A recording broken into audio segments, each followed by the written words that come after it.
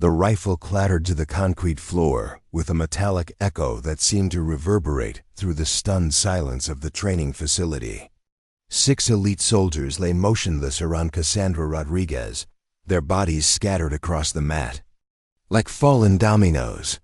The digital timer on the wall read 38 seconds. 38 seconds to prove that sometimes the most dangerous weapon isn't the one you carry, but the one you become. Before we jump back in, tell us where you're tuning in from.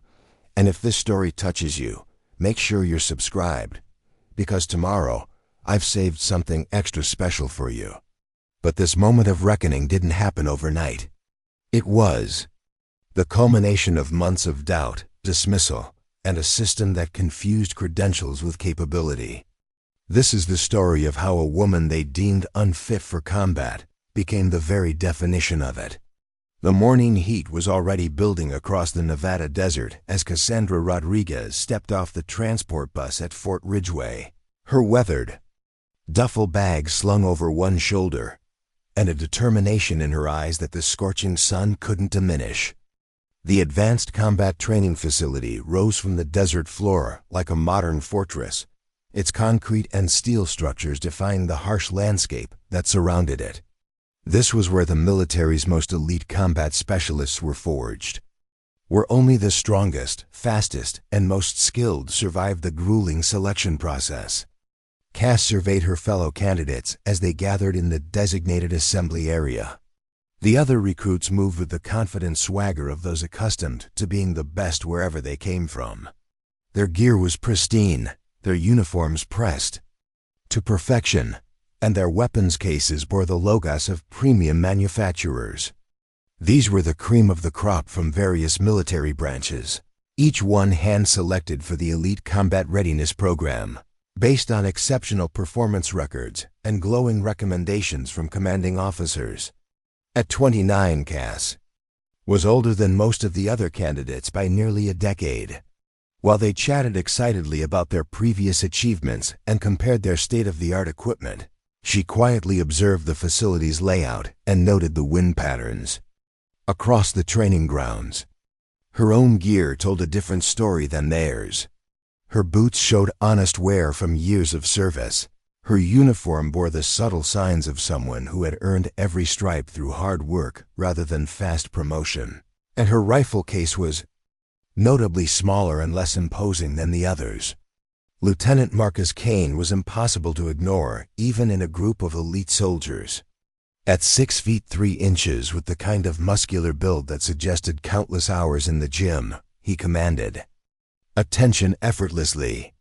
His uniform was immaculate, his equipment top of the line, and his confidence bordered on arrogance.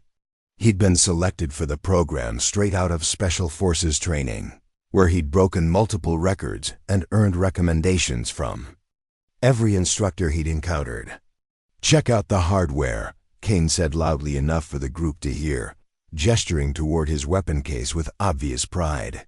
Custom-built AR platform, enhanced optics package, and enough firepower to level a small building. This baby cost more than most people make in 6 months.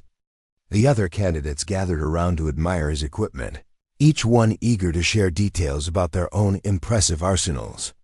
There were sniper rifles with advanced thermal imaging capabilities, assault weapons with cutting-edge targeting, systems and sidearms that represented the pinnacle of modern firearms technology. The conversation buzzed with technical specifications, performance statistics, and stories of exceptional marksmanship achievements. Cass remained on the periphery of the group, her attention focused on more practical matters. She studied the training facility's architecture, noting sight lines and potential cover positions. She observed the instructors who were watching the candidates from a distance, trying to read their body language and understand what they might be looking for in potential students. Most importantly, she watched how her fellow candidates interacted with each other, already identifying personality types and potential strengths and weaknesses that might become relevant in the weeks ahead. When Kane's attention finally turned to her, his expression shifted from curiosity to barely concealed amusement. "Well, well," he said, his voice carrying across the group and drawing everyone's attention to Cass. "What do we have here?" "Let me guess." Support staff got confused and ended up in the wrong group. The comment drew chuckles from several of the other candidates, who seemed eager to align themselves with Kane's obvious alpha status. Cass met his gaze steadily, but didn't respond immediately. She'd encountered his type before in various military settings, soldiers who confused volume with authority and assumed that physical intimidation was the same as tactical superiority. "Actually," Cass replied evenly, "I'm Cassandra Rodriguez, assigned to Delta Squad for the ECRP selection process. According to my orders, I'm exactly where I'm supposed to be."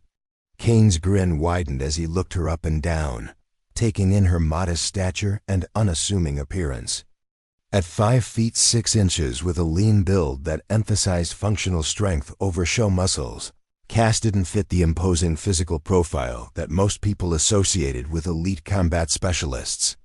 Her dark hair was pulled back in a regulation bun, and her face bore the kind of quiet intensity that spoke of someone accustomed to being underestimated. "Rodriguez," Kane mused, as if testing how the name sounded. "And what's your specialty, Rodriguez? Logistics? Communications? Please tell me you're not here thinking you can hang with actual combat troops." The group's attention was now fully focused on this exchange, and Cass could feel the weight of their collective skepticism. She'd been through this scenario countless times throughout her military career, always having to prove herself to people who made assumptions based on first impressions. But there was something different about this situation, a sense that the stakes were higher and the consequences of failure more significant than they'd ever been before. "Close quarters combat," Cass answered simply. "Hand-to-hand, room-clearing, urban warfare scenarios. I've been doing it for 8 years across 3 different combat zones." Kane's laughter was loud and unrestrained. "Close quarters combat? Seriously? Lady, I hate to break it to you, but this isn't some self-defense class at the local community center. This is the Elite Combat Readiness Program. We're talking about real warfare against real enemies who aren't going to go easy on you because you're having a bad day." Several of the other candidates joined in Kane's laughter, though a few remained silent and seemed more interested in observing how Cass would respond to the provocation. Corporal Alex Morrison, a quiet soldier from the 82nd Airborne, watched the exchange with thoughtful eyes but didn't contribute to either the mockery or the defense. "I understand what the program entails," Cass said, her voice remaining calm despite the mounting pressure. "I've read the requirements, studied the curriculum, and trained specifically for this selection process. I'm here because my commanding officers believed I had the skills and potential to succeed." "Your commanding officers," Kane repeated with exaggerated emphasis.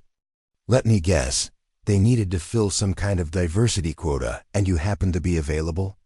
Because honestly, looking at you next to actual warriors, it's pretty obvious that somebody made a mistake somewhere along the line."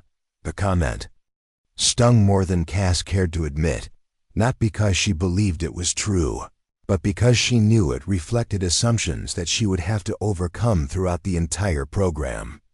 Every mistake would be magnified, every success would be attributed to luck or lowered standards, and every challenge would be seen as proof that she didn't belong among the elite soldiers who made up the program's typical candidates. Before Cass could formulate a response, Sergeant First Class David Walsh approached the group with the purposeful stride of someone accustomed to command. Walsh was a 20-year veteran whose reputation for toughness was legendary throughout the military. His weathered face bore the scars of multiple combat deployments, and his eyes held the kind of hard-earned wisdom that came from surviving situations where failure meant death. "All right, ladies and gentlemen," Walsh announced in a voice that cut through the desert air like a blade. "Welcome to Fort Ridgeway and the Elite Combat Readiness Program. For the next 12 weeks, this facility will be your home, your school, and quite possibly your nightmare." Preparing and narrating this story took us a lot of time, So if you are enjoying it, subscribe to our channel. It means a lot to us. Now back to the story. The program you're about to undertake has a 60% failure rate, and I can guarantee that some of you will not be here when graduation day arrives. The candidates immediately snapped to attention, their earlier casual conversations forgotten. In the face of Walsh's commanding presence, even Kane's cocky demeanor seemed to diminish slightly as he recognized the authority and experience that Walsh represented.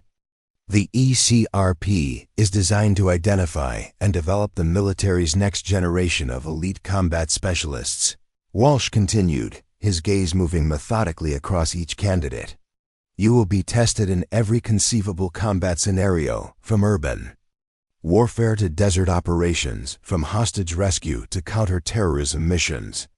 We will push you beyond your perceived limitations and force you to discover capabilities you didn't know you possessed. Walsh paused in front of Cass, his expression unreadable as he studied her for a moment longer than he had the others. The selection process is completely merit-based, he said, his words carrying obvious weight. Your background, your connections, and your previous achievements mean nothing here. All that matters is your performance under the most demanding conditions we can create. Those who have what it takes will earn their place among the elite. Those who don't will find themselves reassigned to duties more suited to their actual capabilities. The message was clear to everyone present. This wasn't going to be a program where political correctness or social considerations would influence outcomes. Success would be measured purely by results, and those results would determine who stayed and who went home. Equipment inspection begins in 30 minutes, Walsh announced. You will present your assigned weapons, gear, and supplies for evaluation. Any deficiencies will be noted and may impact your overall assessment. Following inspection, you will undergo preliminary fitness and skills evaluations that will establish baseline measurements for your progress throughout the program. As Walsh moved on to address other administrative matters, Kane turned back to Cass with renewed confidence. Equipment inspection should be interesting, he said with a smirk. I'm curious to see what kind of hardware they issued to the diversity candidate. Probably something left over from the last war, if I had to guess. Cass finally decided that silence was no longer serving her interests. You seem awfully concerned about my equipment and qualifications for someone who's supposed to be focusing on his own performance, she replied. Maybe you should worry less about what I'm carrying and more about whether you can actually use what you've got when it matters. The comment clearly caught Kane off guard, and for a moment his confident facade slipped slightly. But he quickly recovered, his expression hardening as he realized that Cass wasn't going to be as easy to intimidate as he'd initially assumed. We'll see about that, Rodriguez, he said, his voice carrying a hint of genuine menace for the first time. This program has a way of separating the real warriors from the pretenders. And something tells me you're going to find out which category you actually belong in. As the candidates began preparing for equipment inspection, Cass reflected on the conversation and what it revealed about the challenges she would face in the weeks ahead. Kane's hostility was obvious and expected, but the reactions of the other candidates were more telling. Some had laughed along with his comments, indicating that they shared his assumptions about her capabilities. Others had remained neutral, suggesting they were willing to reserve judgment until they saw actual performance. A few, like Morrison, seemed genuinely curious about what she might bring to the program. The equipment inspection took place in a large warehouse facility, where each candidate was assigned a station for displaying their gear. Cass unpacked her belongings methodically, arranging them according to the detailed checklist that had been provided weeks earlier. Her rifle was a standard-issue M4 carbine that had been well maintained, but showed obvious signs of extensive use. Her tactical gear was functional rather than flashy, consisting of proven designs that prioritized reliability over appearance. Her personal equipment reflected the practical mindset of someone who had learned through experience what worked and what didn't in real combat situations. Master Sergeant Helen Burke conducted the inspection with the thoroughness of someone who understood that equipment failures in combat could mean the difference between life and death.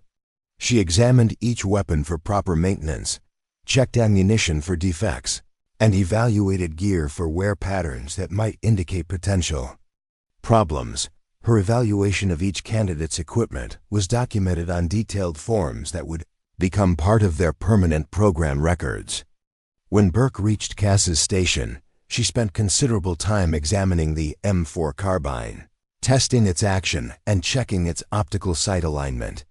"This weapon has seen some use," she observed, her tone neutral but attentive. "Yes, ma'am," Cass replied. "I've carried it through 2 deployments in Afghanistan and 1 in Iraq. It's been completely serviced and recalibrated according to Armory specifications before my assignment here." Burke nodded approvingly as she continued her examination. "Maintenance is excellent," she noted, making entries on her evaluation. "Form 0 is properly set and the action cycles smoothly. This weapon has obviously been cared for by someone who understands its importance." From his nearby station, Kane called out loud enough for others to hear. "Must be nice to get issued museum pieces. At least the maintenance requirements are probably pretty simple when you're working with obsolete technology." Burke's expression darkened as she turned toward Kane. "Is there something about your own equipment that requires my immediate attention, candidate?" she asked, her voice carrying the kind of authority that made it clear the question was not actually a request for information. "No, ma'am," Kane replied quickly, realizing he had overstepped appropriate boundaries. "My equipment is ready for inspection."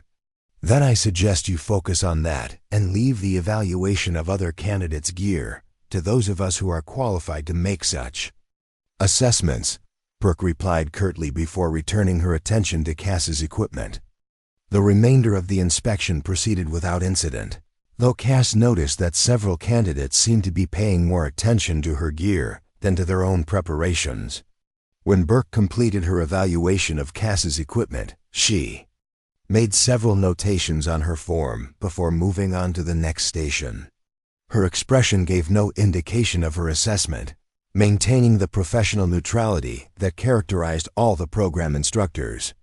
The preliminary fitness evaluation that followed the equipment inspection was designed to establish baseline measurements for each candidate's physical capabilities. The testing included standard military fitness assessments as well as specialized evaluations that measured attributes specific to elite combat operations. Candidates were tested on endurance, strength, agility, and coordination through a series of exercises that pushed them to their maximum capabilities. Cass approached each test with the methodical focus that had characterized her entire military career. She understood that these initial evaluations would establish expectations and perceptions that would influence how she was viewed throughout the program. Strong performance would earn respect and credibility, while poor results would confirm the doubts that many already harbored about her qualifications. The endurance portion consisted of a 5-mile run across varied desert terrain that included hills, obstacles, and surface changes designed to simulate real-world combat conditions. Kane immediately established himself as one of the fastest runners, his long stride and obvious conditioning allowing him to maintain a pace that left most of the other candidates struggling to keep up. Cass settled into a steady rhythm that reflected her focus on completing the distance rather than winning the race, understanding that endurance was about sustainability rather than initial speed. By the halfway point, several candidates were already showing signs of fatigue as the desert heat and challenging terrain took their toll. Kane maintained his lead, but his pace had slowed noticeably, and his breathing was becoming more labored. Cass continued at her steady pace, gradually moving up through the field as other runners began to fade. Her 8 years of combat experience had taught her the importance of pacing and energy management, lessons that were proving valuable in the current test. As the finish line came into view, Kane was still in the lead, but his advantage had diminished significantly. Cass found herself in 4th place overall and was still running with a controlled, sustainable effort that suggested she could have maintained the pace for considerably longer. She crossed the finish line with a time that placed her in the top 20% of candidates, a result that exceeded the expectations of most observers. The strength evaluation consisted of functional exercises designed to measure the kind of physical capabilities required for combat operations. Candidates were tested on their ability to carry heavy loads, climb obstacles, and perform tasks that simulated the physical demands they would face in real-world missions. The evaluation emphasized practical strength rather than gym-based metrics, focusing on how well candidates could apply their physical capabilities to mission-relevant activities. Cass's performance in the strength evaluation surprised many of the observers, including some of the instructors. While she didn't dominate the testing in the same way that some of the larger male candidates did, her results consistently placed her in the upper tier of performers. Her technique was excellent, her efficiency was remarkable, and her ability to maintain high performance levels throughout the extended testing period demonstrated the kind of conditioning that came from years of real-world application. The agility and coordination testing presented scenarios that required candidates to navigate complex obstacle courses while performing tasks that demanded fine motor control under physical stress. These evaluations were designed to identify candidates who could maintain precision and decision-making capability even when their bodies were pushed to their limits. The testing included elements of combat movement, weapons handling, and tactical problem-solving that reflected the multidimensional nature of elite combat operations. It was during these evaluations that Cass first began to demonstrate capabilities that set her apart from the other candidates in ways that had nothing to do with raw physical attributes. Her movement through the obstacle courses was fluid and efficient, displaying a kind of body awareness and spatial intelligence that allowed her to navigate complex challenges with minimal wasted motion. Her weapons handling under stress showed exceptional control and precision, maintaining tight shot groups even when her heart rate was elevated and her breathing was labored. More importantly, her approach to the tactical problem-solving elements revealed a kind of strategic thinking that impressed the evaluating instructors. Where other candidates relied primarily on physical attributes to overcome challenges, Cass consistently found ways to use technique, timing, and tactical awareness to achieve superior results with less apparent effort.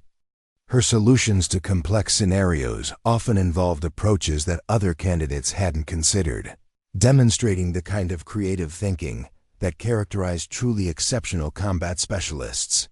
As the day's evaluations concluded, candidates were dismissed to their barracks to prepare for the next phase of the program. The dormitory facilities were Spartan but functional, designed to house candidates in a manner that encouraged focus on training rather than comfort. Each candidate was assigned a bunk, a locker for personal belongings, and workspace for maintaining their equipment. Cass was assigned a bunk near the center of the dormitory, surrounded by other candidates who represented a cross-section of the military's elite combat units.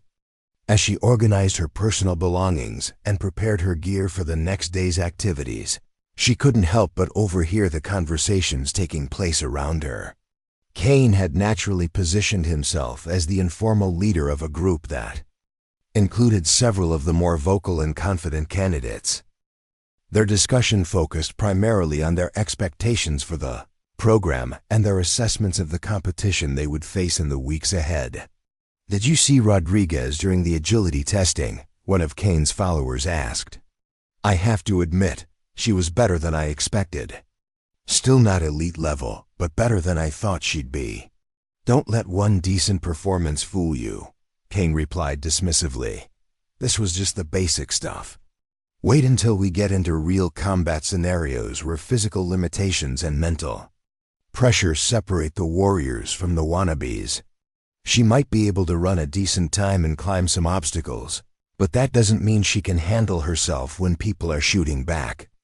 Morrison, who had been quietly organizing his own gear nearby, finally spoke up. "I don't know," he said thoughtfully. There was something different about her approach to those tactical problems. She was seeing solutions that the rest of us missed. That kind of situational awareness usually comes from real experience, not just training.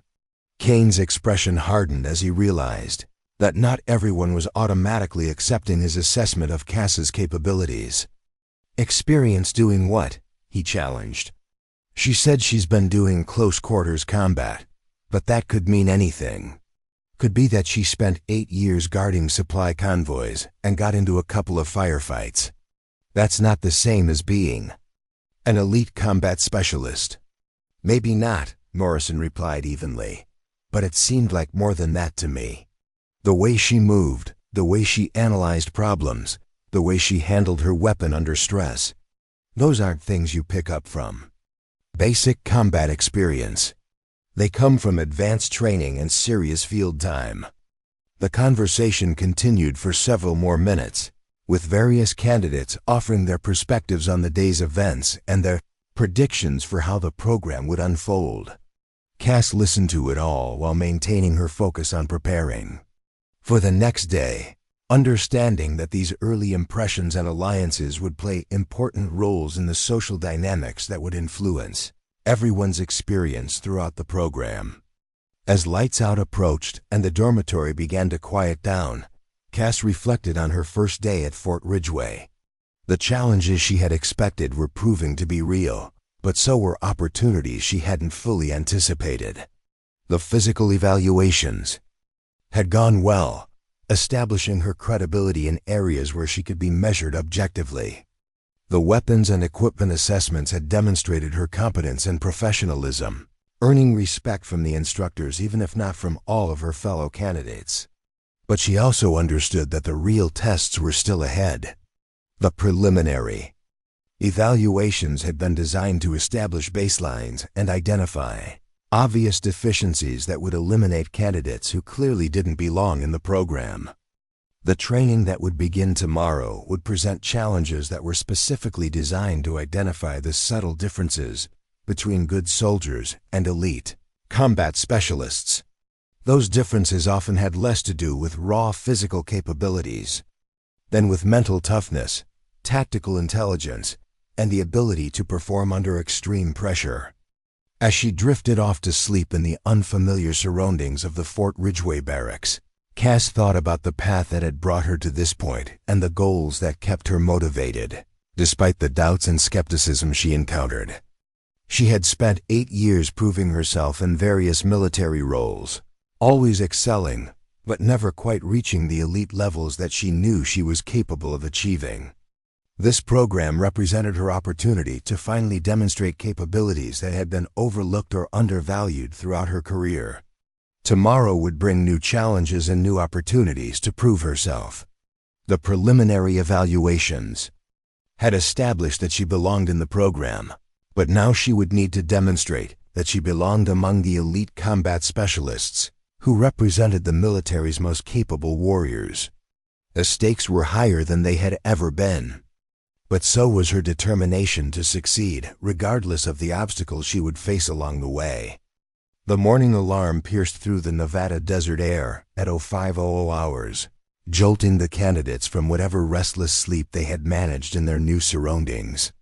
Cass had been awake for 20 minutes already, her internal clock adjusted to the early rising habits that had served her well throughout her military career.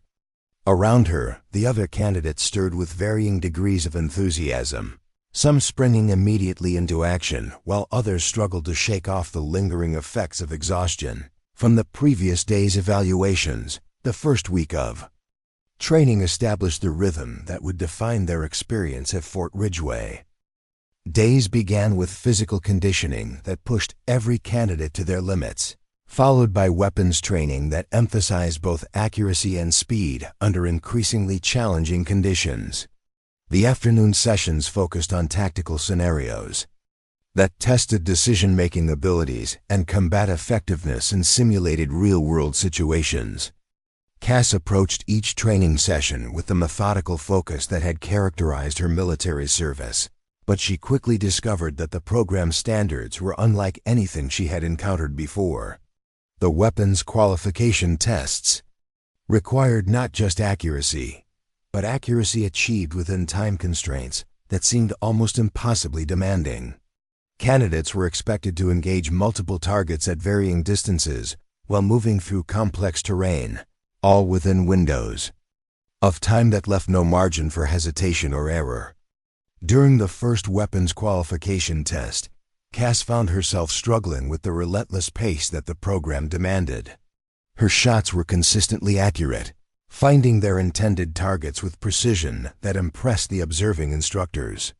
But the time requirements pushed her beyond her comfort zone, forcing her to rush through engagements that she would normally approach with greater deliberation and care. Kane, meanwhile, excelled at the fast-paced shooting requirements. His combination of natural athleticism and aggressive shooting style allowed him to engage targets rapidly while maintaining acceptable accuracy standards. He moved through the qualification course with confidence and swagger, his rifle barking out rounds in rapid succession as he cleared each section within the prescribed time limits. Time! Sergeant Walsh called out as the final seconds expired. On the qualification test, cease fire and clear your weapons. Cass lowered her rifle with a mixture of frustration and disappointment. She had engaged 11 of the 12 required targets, each shot placing precisely where she had intended. But the 12th target remained untouched, a victim of the time constraints that had forced her to choose between speed and the methodical approach that had always served her well. Kane finished the course with seconds to spare, having engaged all required targets with scores that met the minimum accuracy standards. His celebration was subdued but obvious, a satisfied grin spreading across his face as he realized he had succeeded where others had struggled. Rodriguez, Walsh called out, consulting his scoring sheet with a frown. Outstanding accuracy on engaged targets, but you failed to complete the required sequence. That's a failing score for this evaluation.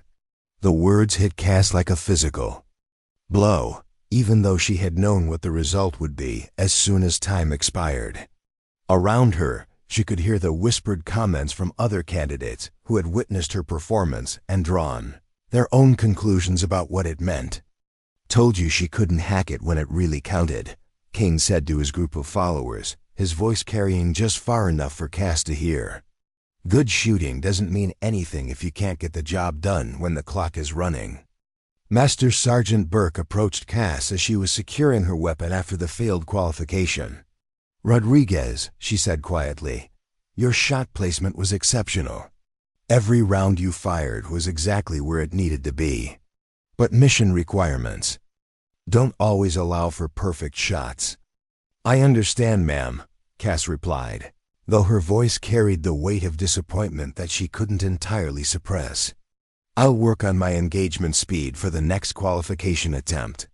Burke studied her for a moment before responding. Speed is important, she said carefully, but don't lose sight of what makes you effective. Sometimes the challenge is finding the right balance between fast enough and good enough. The conversation was brief, but it stayed with Cass as she processed the implications of her first major failure in the program. She had always prided herself on precision and accuracy, treating every shot as if lives depended on it, because in her experience, they often did. But the program seemed to value rapid engagement over careful shot placement, a philosophy that challenged everything she had learned about effective combat shooting. The tactical training scenarios that followed the weapons qualifications presented even greater challenges. Candidates were placed in simulated combat situations that required them to make split-second decisions while under extreme stress. The scenarios were designed to test not just physical capabilities, but mental toughness and the ability to maintain tactical awareness when adrenaline and chaos threatened to overwhelm rational thinking. During one particularly challenging urban warfare simulation, candidates were required to clear a building complex while under simulated enemy fire. The scenario included innocent civilian targets that could not be engaged, hostile combatants that required immediate neutralization, and time-sensitive objectives that had to be completed within strict deadlines. Cass entered the simulation facility with her usual methodical approach, but quickly found herself struggling with the pace of decision-making that the scenario demanded. Her natural inclination was to carefully assess each situation before acting, ensuring that she had properly identified threats and minimized risks to innocent parties. But the simulation moved too quickly for such deliberate analysis, punishing hesitation with failed objectives and simulated casualties. Kane thrived in the chaotic environment of the urban warfare simulation. His aggressive approach and willingness to take risks allowed him to move through the facility rapidly, engaging targets quickly and completing objectives with time to spare. His performance wasn't perfect, and he made several tactical errors that would have had serious consequences in real combat situations. But his speed and decisiveness earned high marks from the evaluating instructors. Candidate Kane, Captain Lisa Torres announced as the simulation concluded. Exceptional completion time and aggressive pursuit of objectives. Some tactical concerns regarding civilian safety protocols, but overall performance meets program standards. When Cass's performance was evaluated, the assessment was more mixed. Candidate Rodriguez, Torres continued, excellent tactical awareness and superior threat identification. 0 civilian casualties and perfect target identification. However, failure to complete primary objective within time constraints results in an overall failing score. The pattern continued throughout the first month of training. Cass consistently demonstrated superior accuracy, tactical awareness, and decision-making abilities that impressed the instructors. But her methodical approach and emphasis on precision repeatedly put her at odds with the program's focus on speed and rapid execution. She excelled in areas that required careful analysis and precise execution, but struggled with challenges that prioritized quick results over perfect outcomes. Kane, meanwhile, established himself as one of the program's top performers. His scores consistently met or exceeded the minimum standards, and his aggressive approach aligned perfectly with the training philosophy that emphasized rapid engagement and decisive action. He became the unofficial leader among the candidates, his success lending credibility to his opinions and his confidence inspiring others to follow his example. The social dynamics within the candidate group reflected the performance disparities that were emerging from the training evaluations. Kane's followers treated Cass with a mixture of pity and condescension, viewing her repeated failures as confirmation of their initial assessments about her capabilities. Even candidates who didn't actively participate in the mockery seemed to distance themselves from her, unwilling to associate with someone who was clearly struggling to meet program standards. Morrison remained one of the few candidates who continued to treat Cass with respect, though even he seemed puzzled by her inconsistent performance. "I don't understand it," he said to her one evening as they cleaned their weapons after a particularly challenging training session. "You clearly know what you're doing, and your tactical thinking is better than most of the guys who are passing these tests. But something isn't clicking when it comes to the actual execution." "The timing is everything here," Cass replied, carefully cleaning the bolt assembly of her M4. "Every scenario is designed around speed requirements that don't leave room for the kind of analysis that I've been trained to do. I keep trying to make sure I'm doing things right instead of just doing them fast." "Maybe that's the problem," Morrison suggested. "Maybe you're overthinking it. Sometimes good enough is actually better than perfect, if perfect takes too long to achieve." The conversation reflected a growing realization that was beginning to crystallize in Cass's mind. The Elite Combat Readiness Program wasn't just testing her abilities. It was testing her willingness to adapt her approach to match the program's philosophical priorities. The question was whether she could make that adaptation without losing the qualities that had made her effective in previous combat situations. The breaking point came during the 6th week of training, during a comprehensive evaluation that combined weapons qualifications, tactical scenarios, and physical challenges into a single integrated test. The evaluation was designed to identify candidates who possessed the complete skill set required for elite combat operations, and performance on this test would determine who continued in the program and who was reassigned to other duties. Cass approached the comprehensive evaluation with a mixture of determination and resignation. She had spent the previous weeks working to improve her speed and rapid decision-making abilities, but progress had been frustratingly slow. Her natural inclinations toward precision and careful analysis were deeply ingrained, shaped by years of experience where such qualities had been essential for survival and mission success.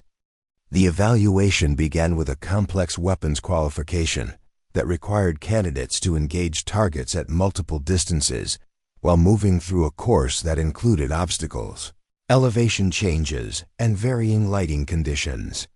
The scenario was designed to simulate the kind of challenging environments that elite combat specialists might encounter in real-world operations. Cass started the course with renewed focus, determined to find the balance between speed and accuracy that had eluded her in previous attempts. Her initial engagements went well, with shots finding their targets quickly and efficiently.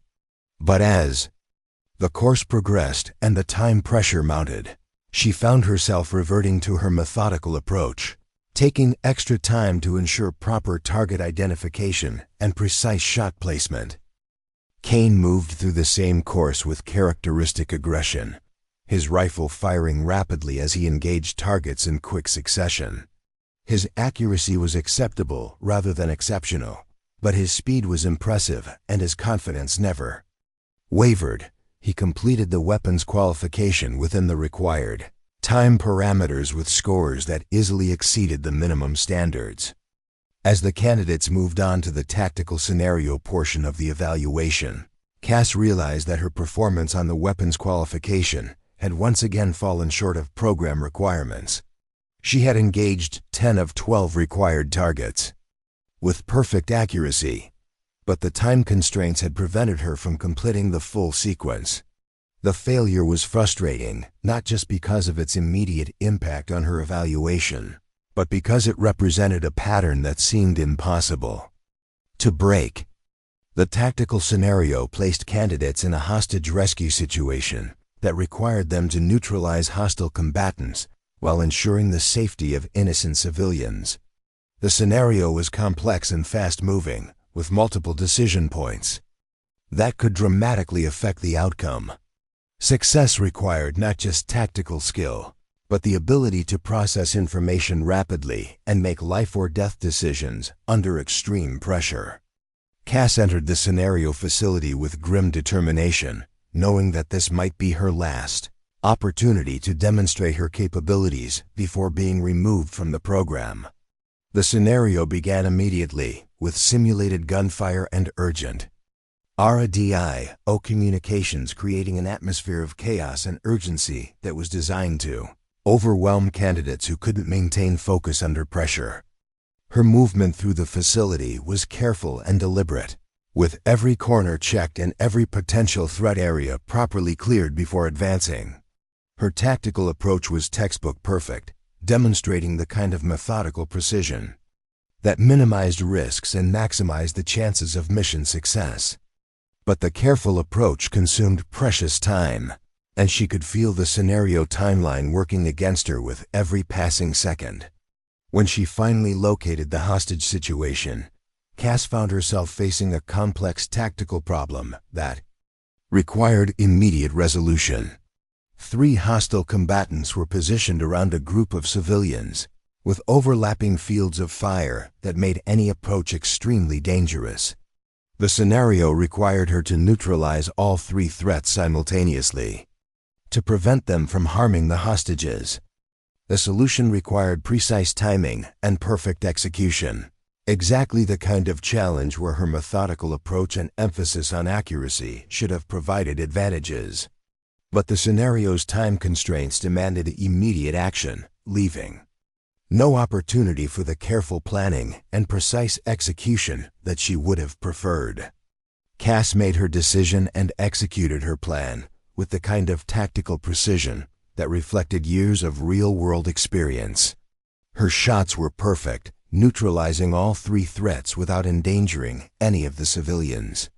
But the careful approach she had taken to reach that point had consumed too much time, and the scenario concluded with a failing evaluation based on her inability to complete the mission within the prescribed timeline. Kane's performance in the same scenario was dramatically different.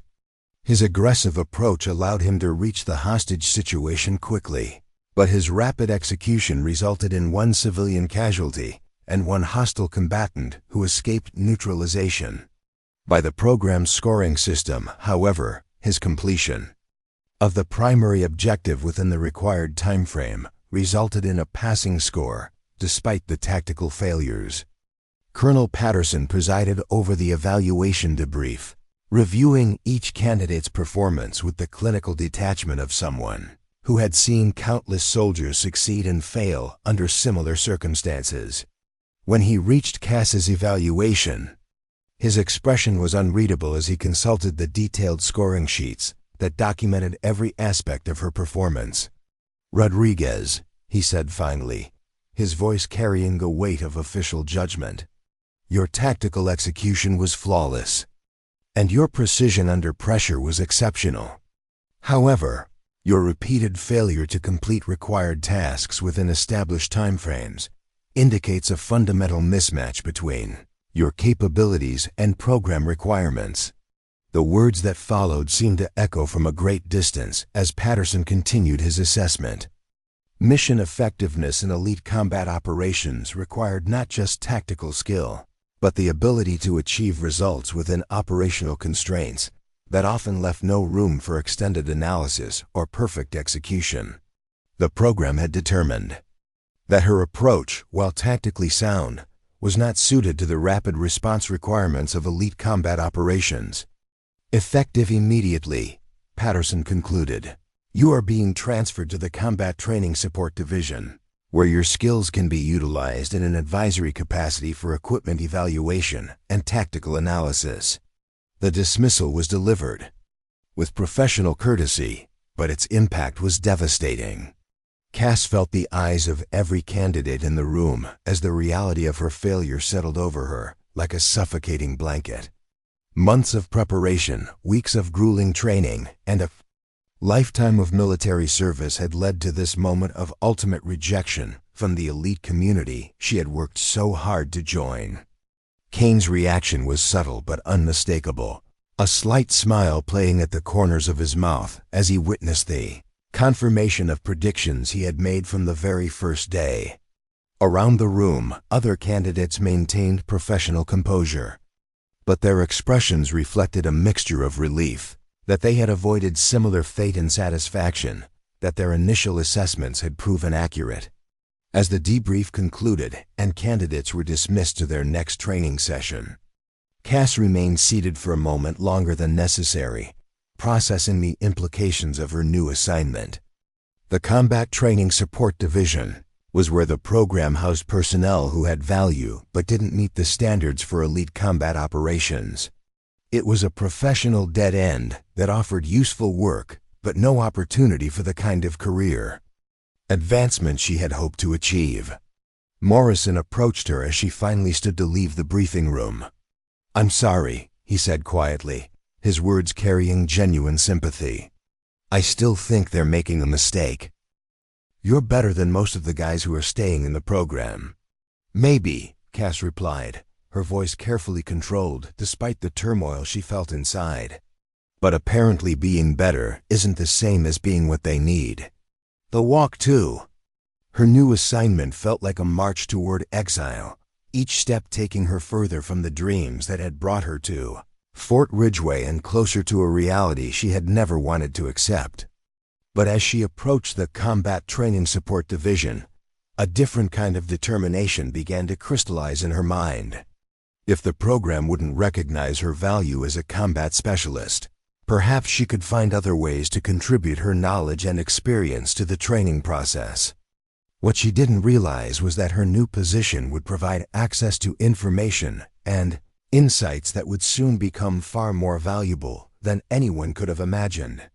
The woman they had dismissed as too slow and too methodical was about to discover that sometimes the most important battles are won not through speed and aggression, but through patience, observation, and the willingness to act when the moment finally demands it. The Combat Training Support Division occupied a cluster of buildings on the edge of the main training complex, housing the various support functions that kept the Elite Combat Readiness Program operating smoothly. Equipment maintenance, tactical analysis, training scenario development, and performance evaluation all fell under the division's responsibilities, making it an essential but often overlooked component of the overall training operation. Major Rebecca Stone commanded the division with the efficiency of someone who understood that support functions, while less glamorous than direct combat operations, were absolutely critical to mission success.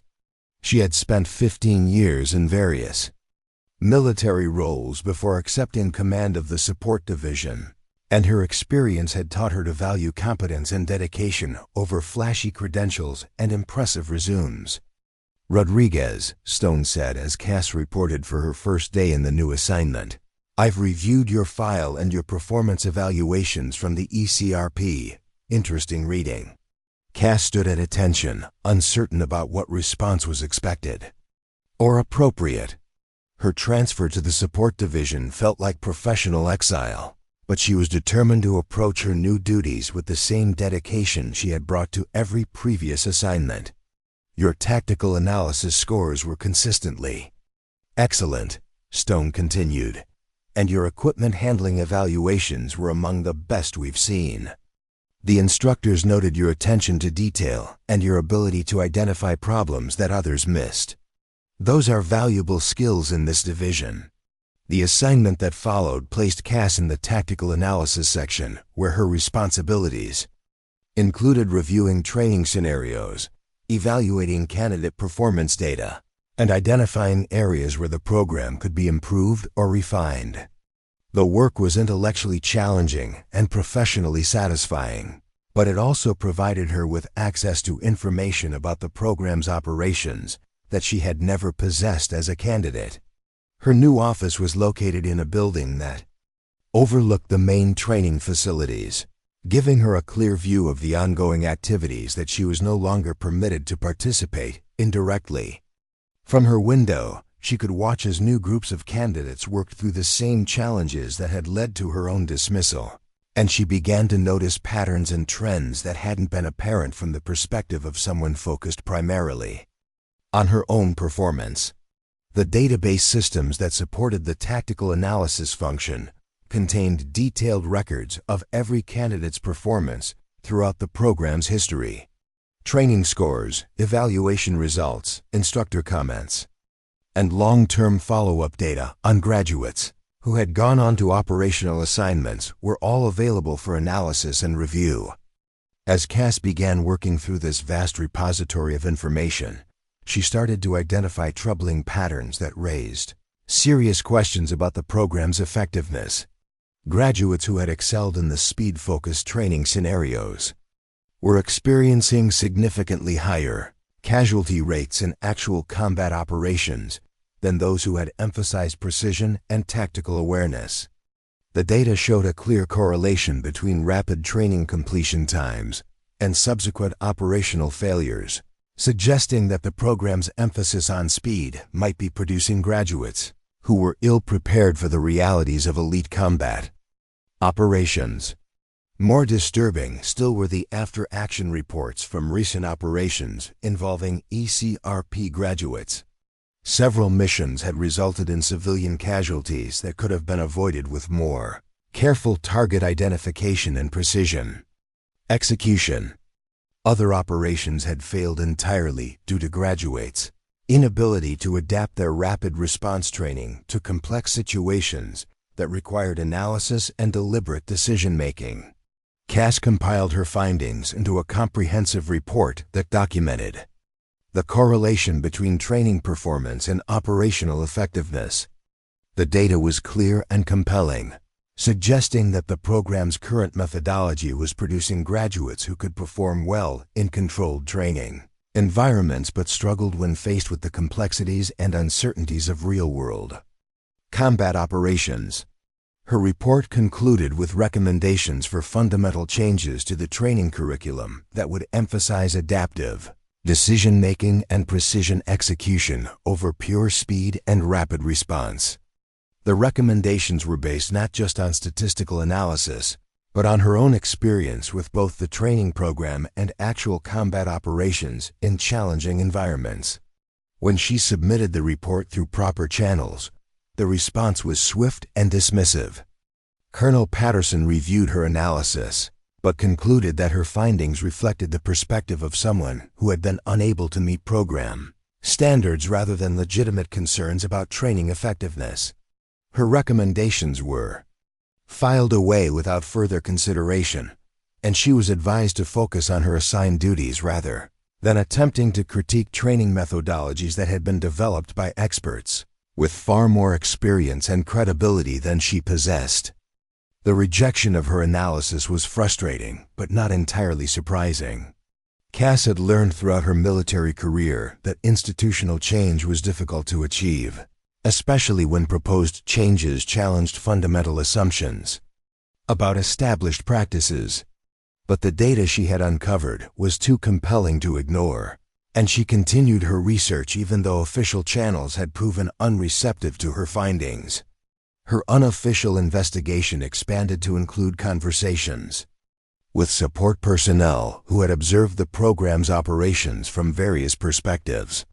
Equipment technicians who maintained candidate weapons reported patterns of poor maintenance and improper handling that suggested inadequate training in fundamental skills.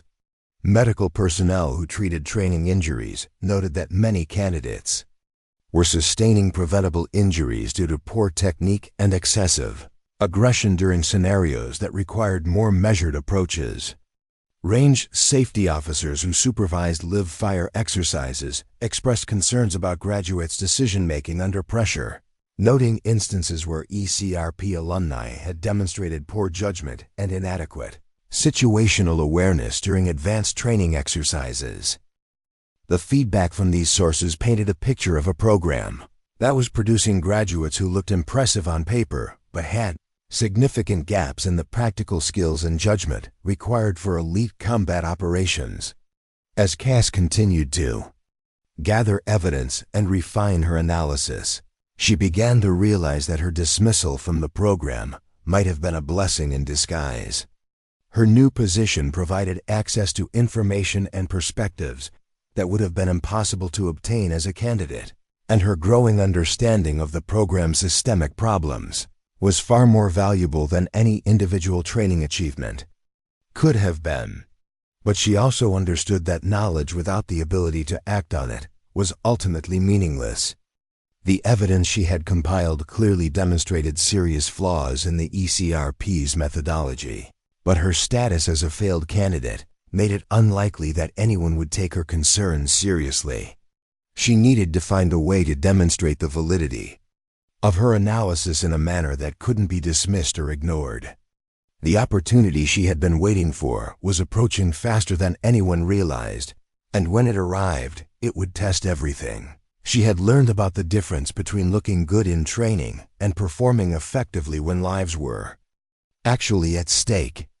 Kane and his fellow top performers were approaching graduation from the Elite Combat Readiness Program, their successful completion of the training curriculum marking them as the newest members of the military's elite combat community.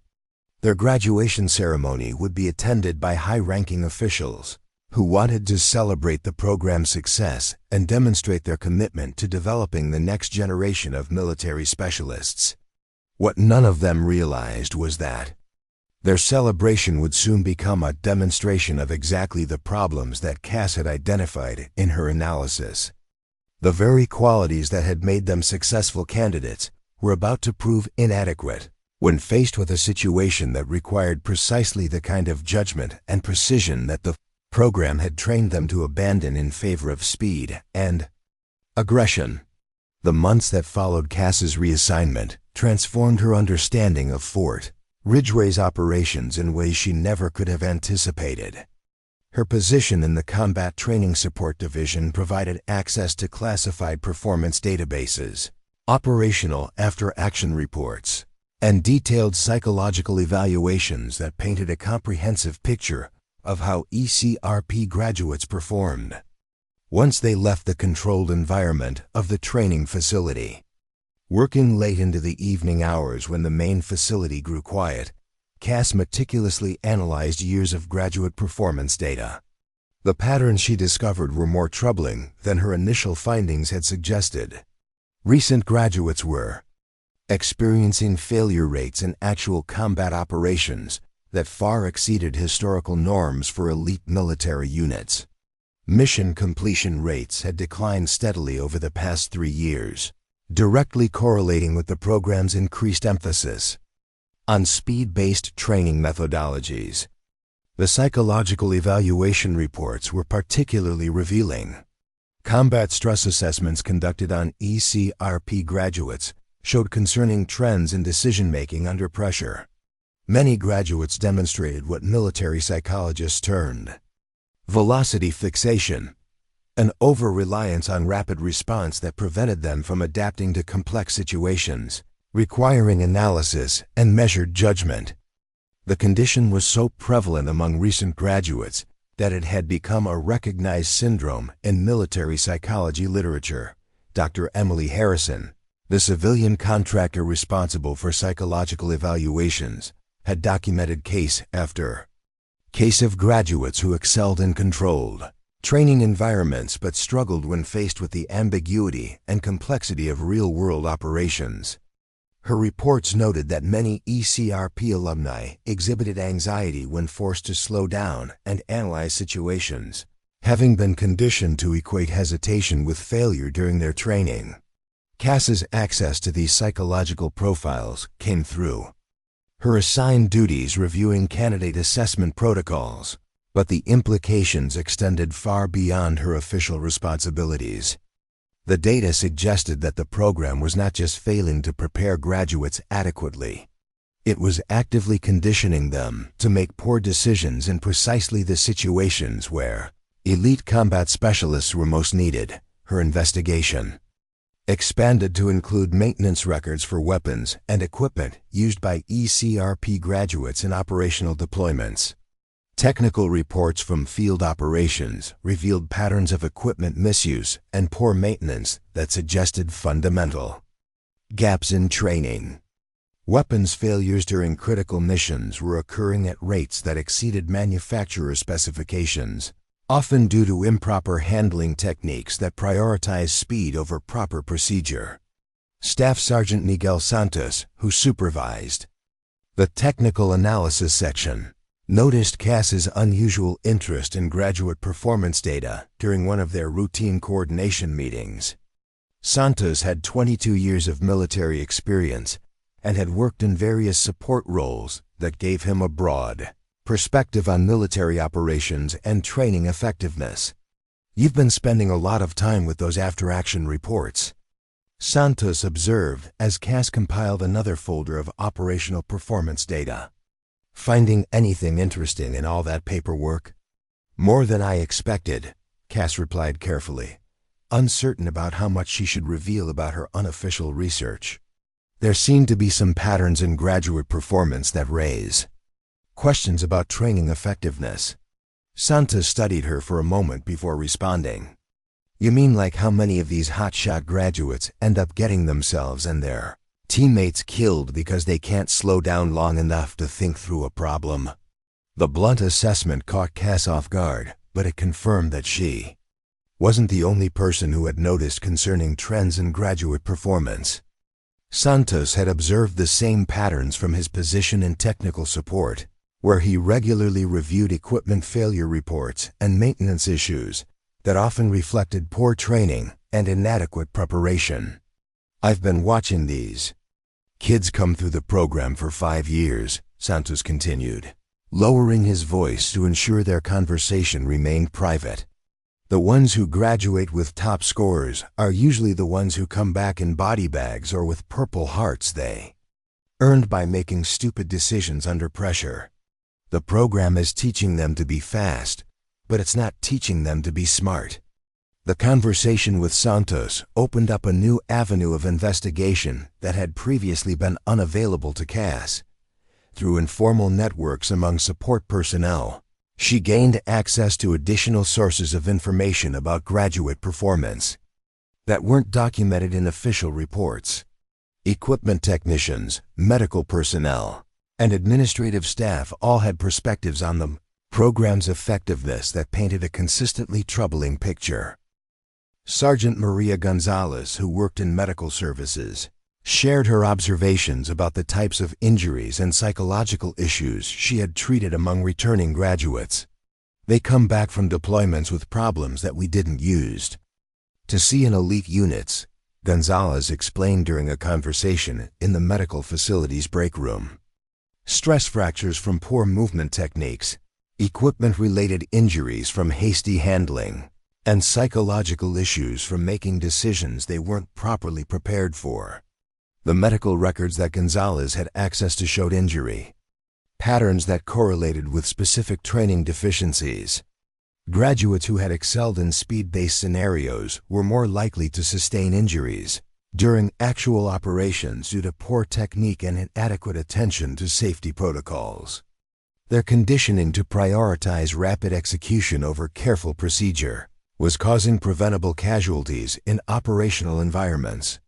Technical specialist Robert Kim, who maintained the sophisticated simulation systems used in advanced training scenarios, provided insights into how the program's methodology was affecting graduate performance in complex tactical situations.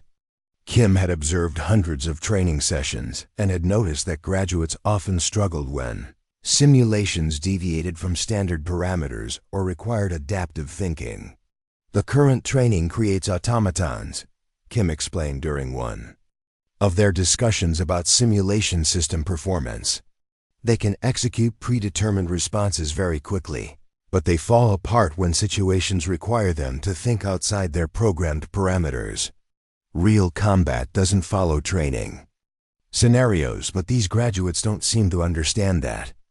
Kim's observations were supported by data from advanced simulation systems that track decision-making patterns and response times during complex scenarios. The data showed that ECRP graduates consistently performed well in scenarios that matched their training parameters but struggled significantly when faced with unexpected variables or situations that required creative problem-solving. As Cass continued to gather evidence from various sources, she began to develop a comprehensive understanding of how the program's flawed methodology was affecting military operations at multiple levels. The emphasis on speed and rapid response was producing graduates who looked impressive during evaluations, but were fundamentally unprepared for the complexities of elite combat operations. Her analysis identified specific areas where the program's approach was creating dangerous gaps in graduate capabilities. Situational awareness suffered when candidates were conditioned to act rapidly without taking time to properly assess their environment. Target identification became compromised when speed took precedence over careful analysis of potential threats and innocent bystanders. Equipment handling deteriorated when rapid manipulation took priority over proper maintenance and safety procedures.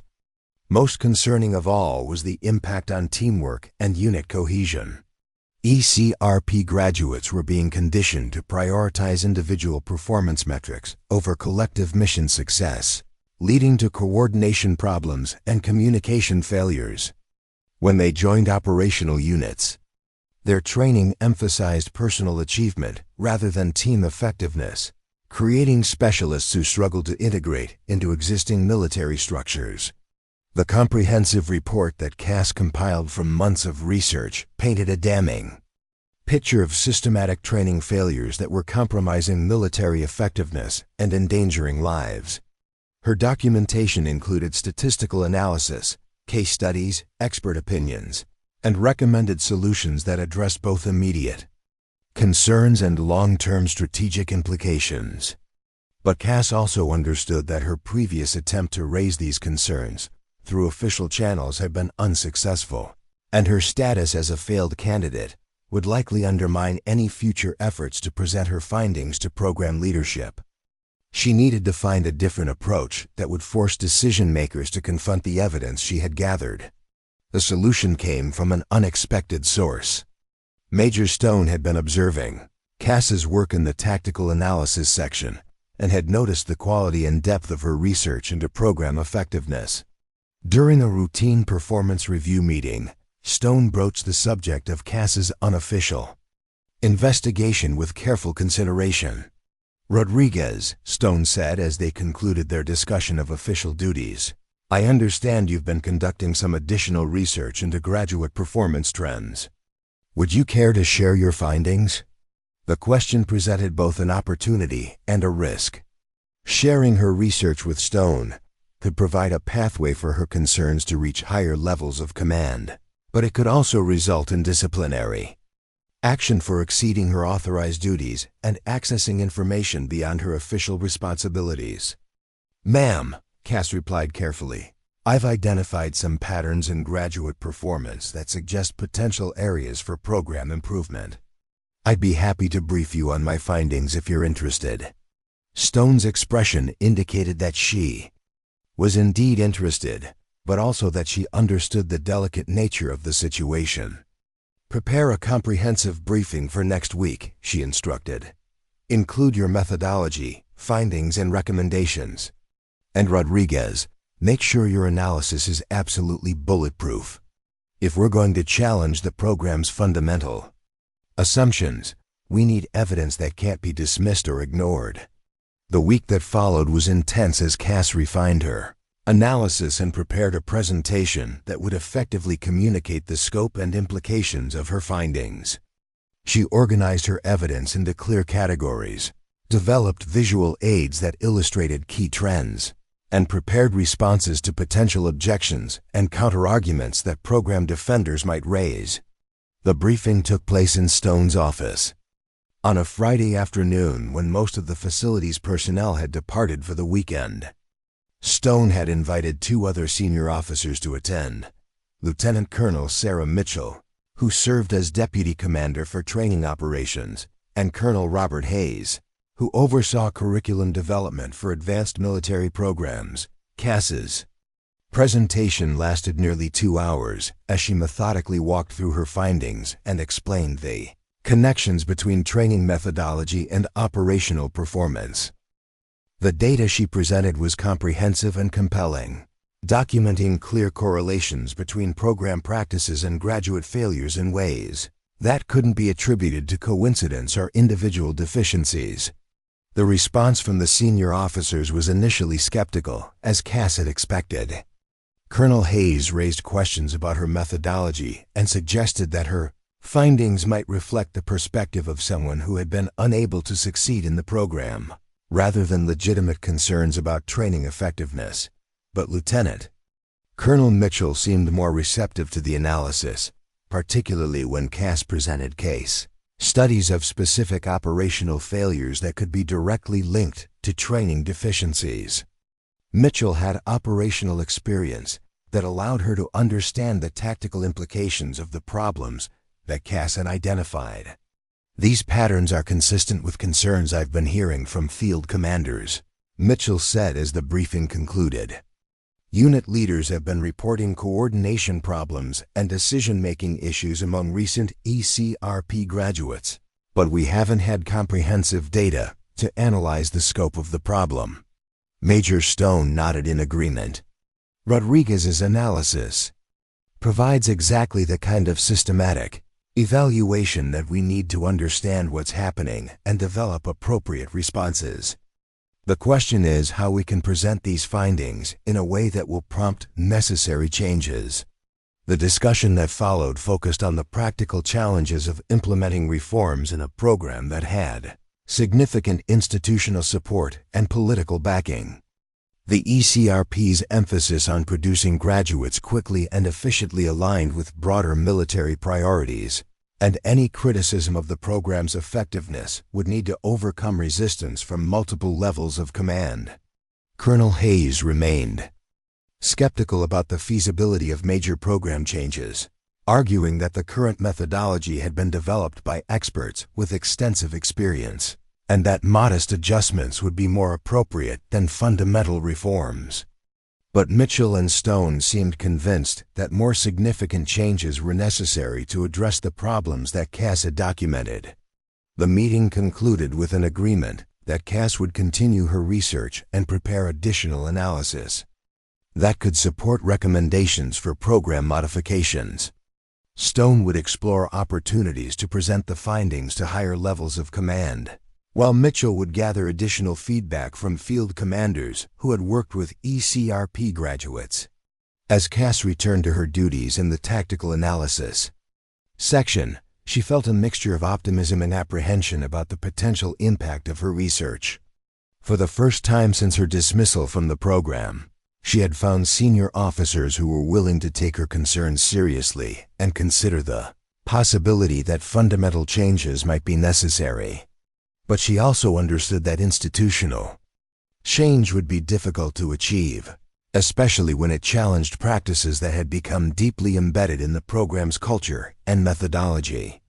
The officers who had designed and implemented the current training approach would likely resist any suggestion that their methods were flawed or dangerous. The real test of her analysis would come when it was presented to the program's leadership and subjected to scrutiny from those who had the most invested in maintaining the current system.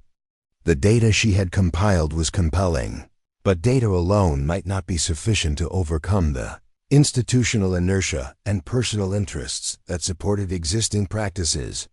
What Cass didn't realize was that events were already in motion that would soon provide a dramatic demonstration of exactly the problems she had identified in her research.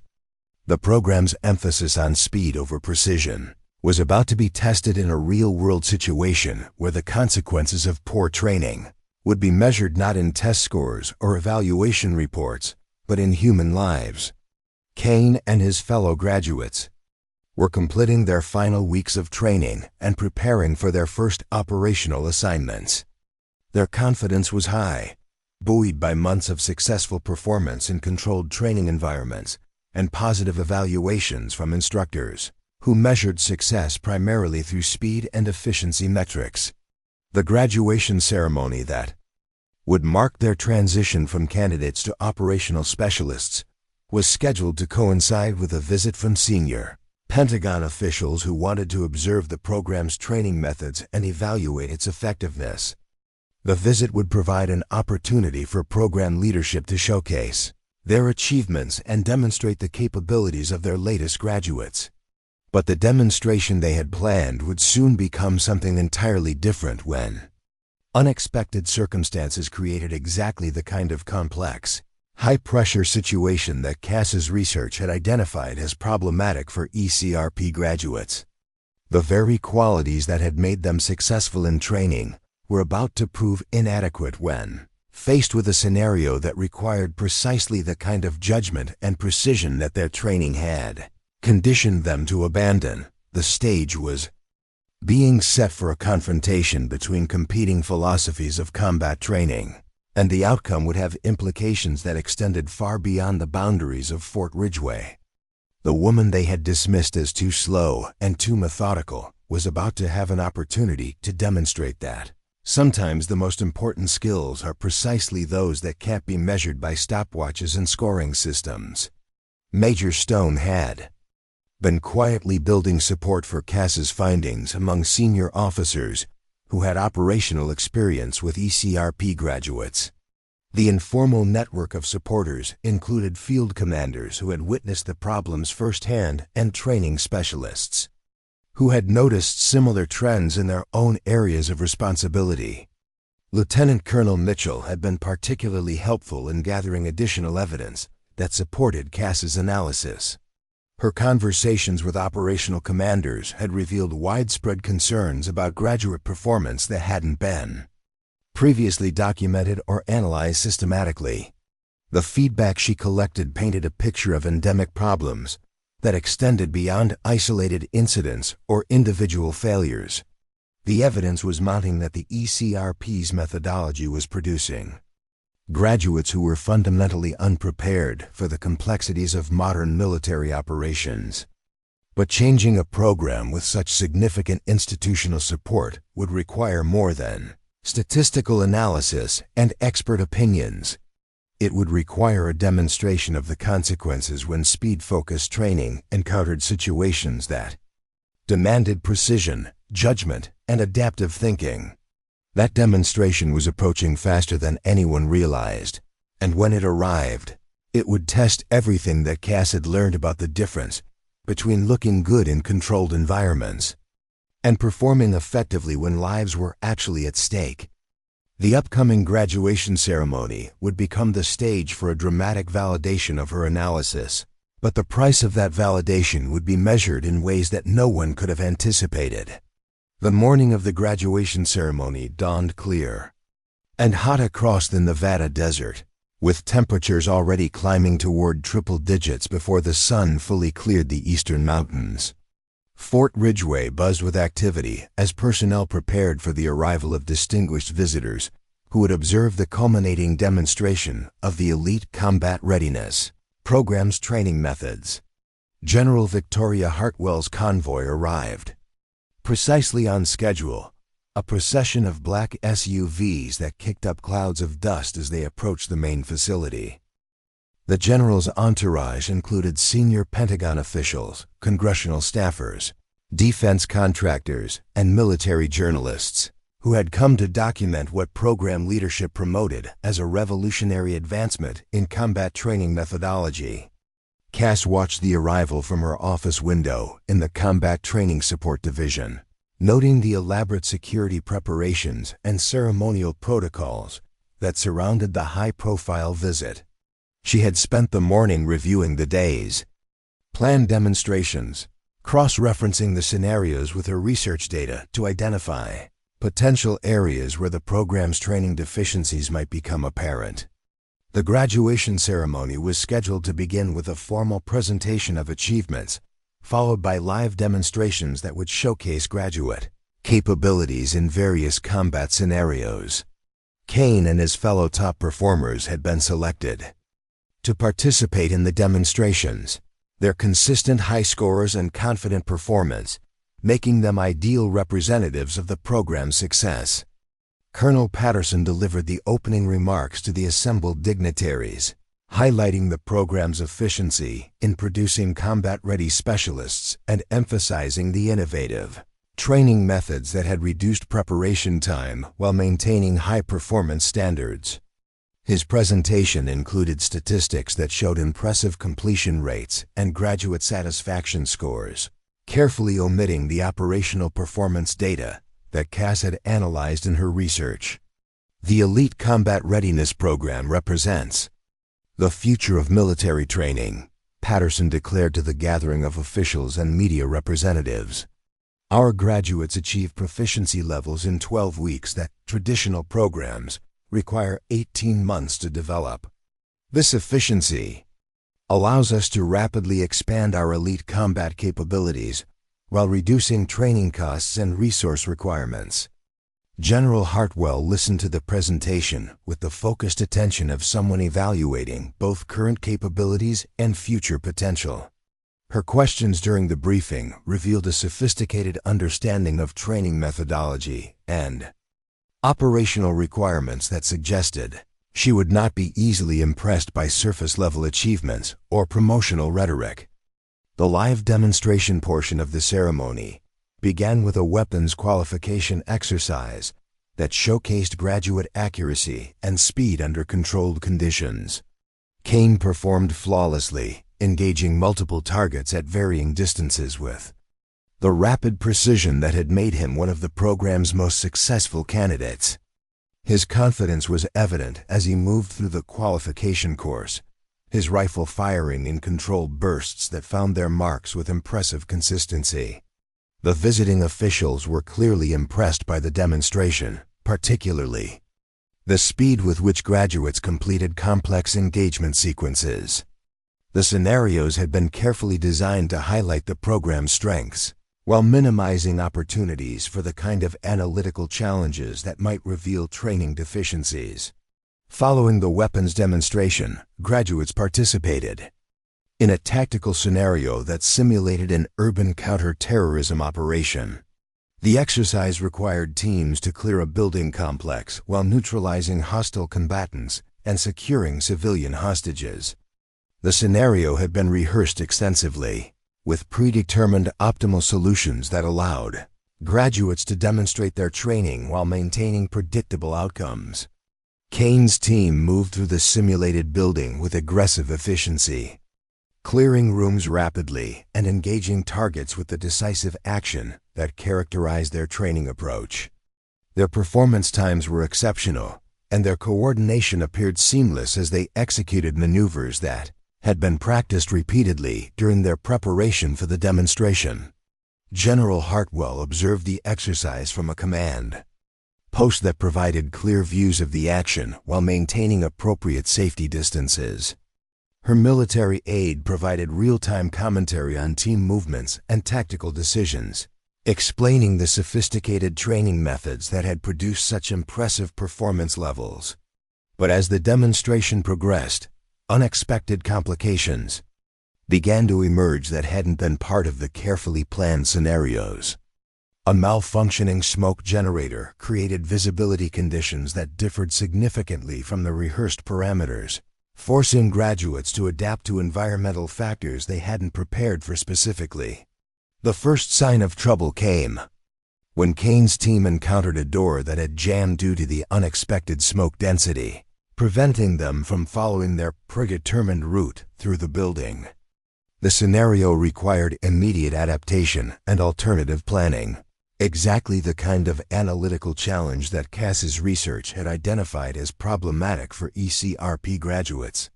Kane's response to the unexpected obstacle revealed the limitations of his speed-focused training.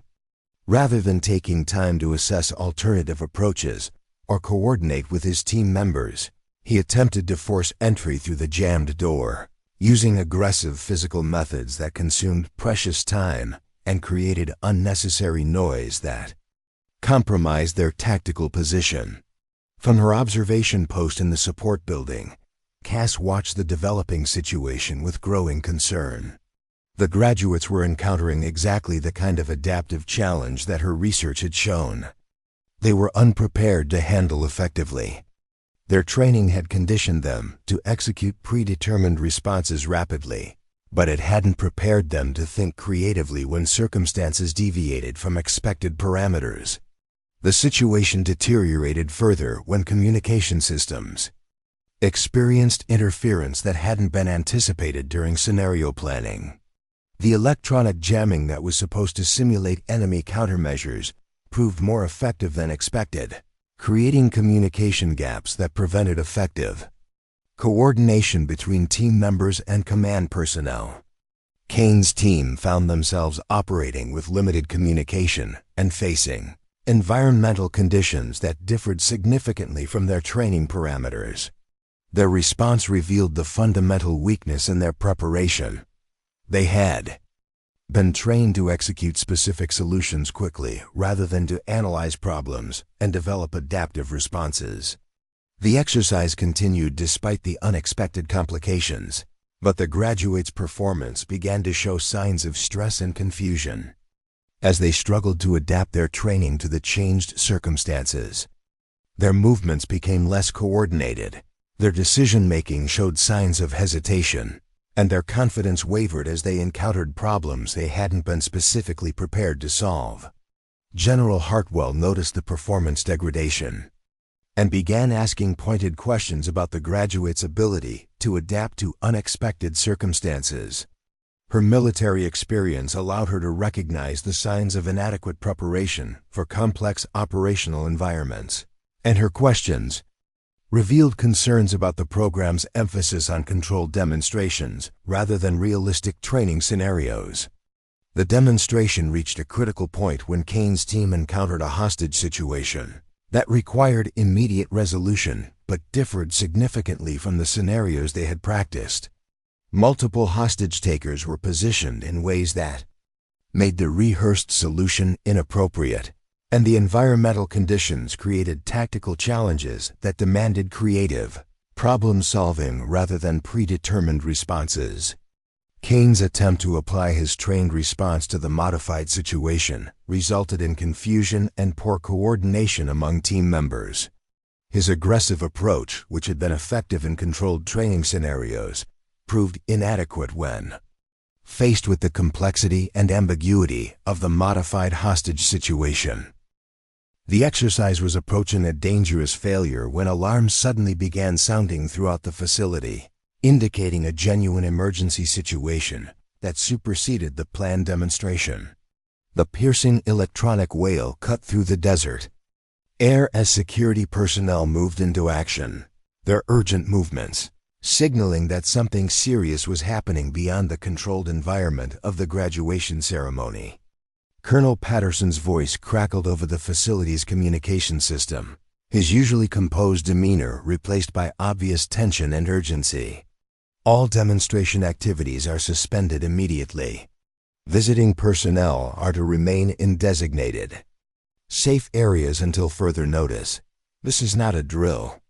The transition from controlled demonstration to actual emergency revealed stark differences in how various personnel responded to genuine crisis conditions. The support staff and facility security moved with practiced efficiency, their actions reflecting training that emphasized adaptability and real-world problem-solving. The ECRP graduates, however, seemed disoriented by the sudden shift from planned scenarios to genuine uncertainty. General Hartwell's security detail immediately moved to establish protective positions around the visiting officials, their responses demonstrating the kind of adaptive professionalism that characterized truly elite military units. The contrast between their smooth transition to emergency protocols and the graduates' confusion during the modified demonstration was not lost on the general or her accompanying staff. The source of the emergency became clear when reports began filtering through the communication systems. A group of armed individuals had breached the facility's perimeter in a section distant from the main training complex, taking advantage of the graduation ceremony's focus on the demonstration areas to penetrate security in an unexpected location. The intruders appeared to be conducting reconnaissance of the facility's classified training areas, their movements suggesting familiarity with Fort Ridgeway's layout and security procedures. Initial reports indicated that they were well armed and organized, representing a genuine threat to facility security and the safety of personnel. Kane and his fellow graduates immediately volunteered to respond to the security breach, confident that their training had prepared them for exactly this kind of real-world application. Colonel Patterson initially approved their deployment, viewing the situation as an opportunity to demonstrate graduate capabilities under actual operational conditions. But as more information became available about the intruders' capabilities and intentions, it became clear that the situation required more sophisticated tactical analysis than the graduates had been trained to provide. The breach involved multiple entry points, coordinated movements, and tactical sophistication that suggested professional planning and execution. Major Stone contacted Cass's office as the situation developed, requesting her immediate assistance.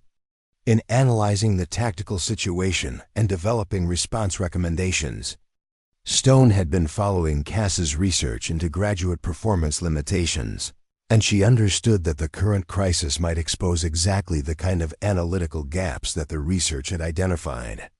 Cass arrived at the command center to find a situation that was evolving rapidly and becoming increasingly complex. The intruders had taken positions that provided excellent defensive advantages while limiting response options, their tactical awareness suggesting military training and operational experience that exceeded what facility security had initially estimated. The facility's response had become fragmented as different Units attempted to coordinate without adequate communication protocols for the multifaceted threat they were facing. The ECRP graduates were positioned to respond to what they perceived as straightforward combat engagement, but the situation required coordination, analysis, and adaptive planning that their training hadn't emphasized. Kane's team had been assigned to approach the breach area from the eastern perimeter, but their route would take them through terrain that provided minimal cover and exposed them to potential crossfire from multiple intruder positions.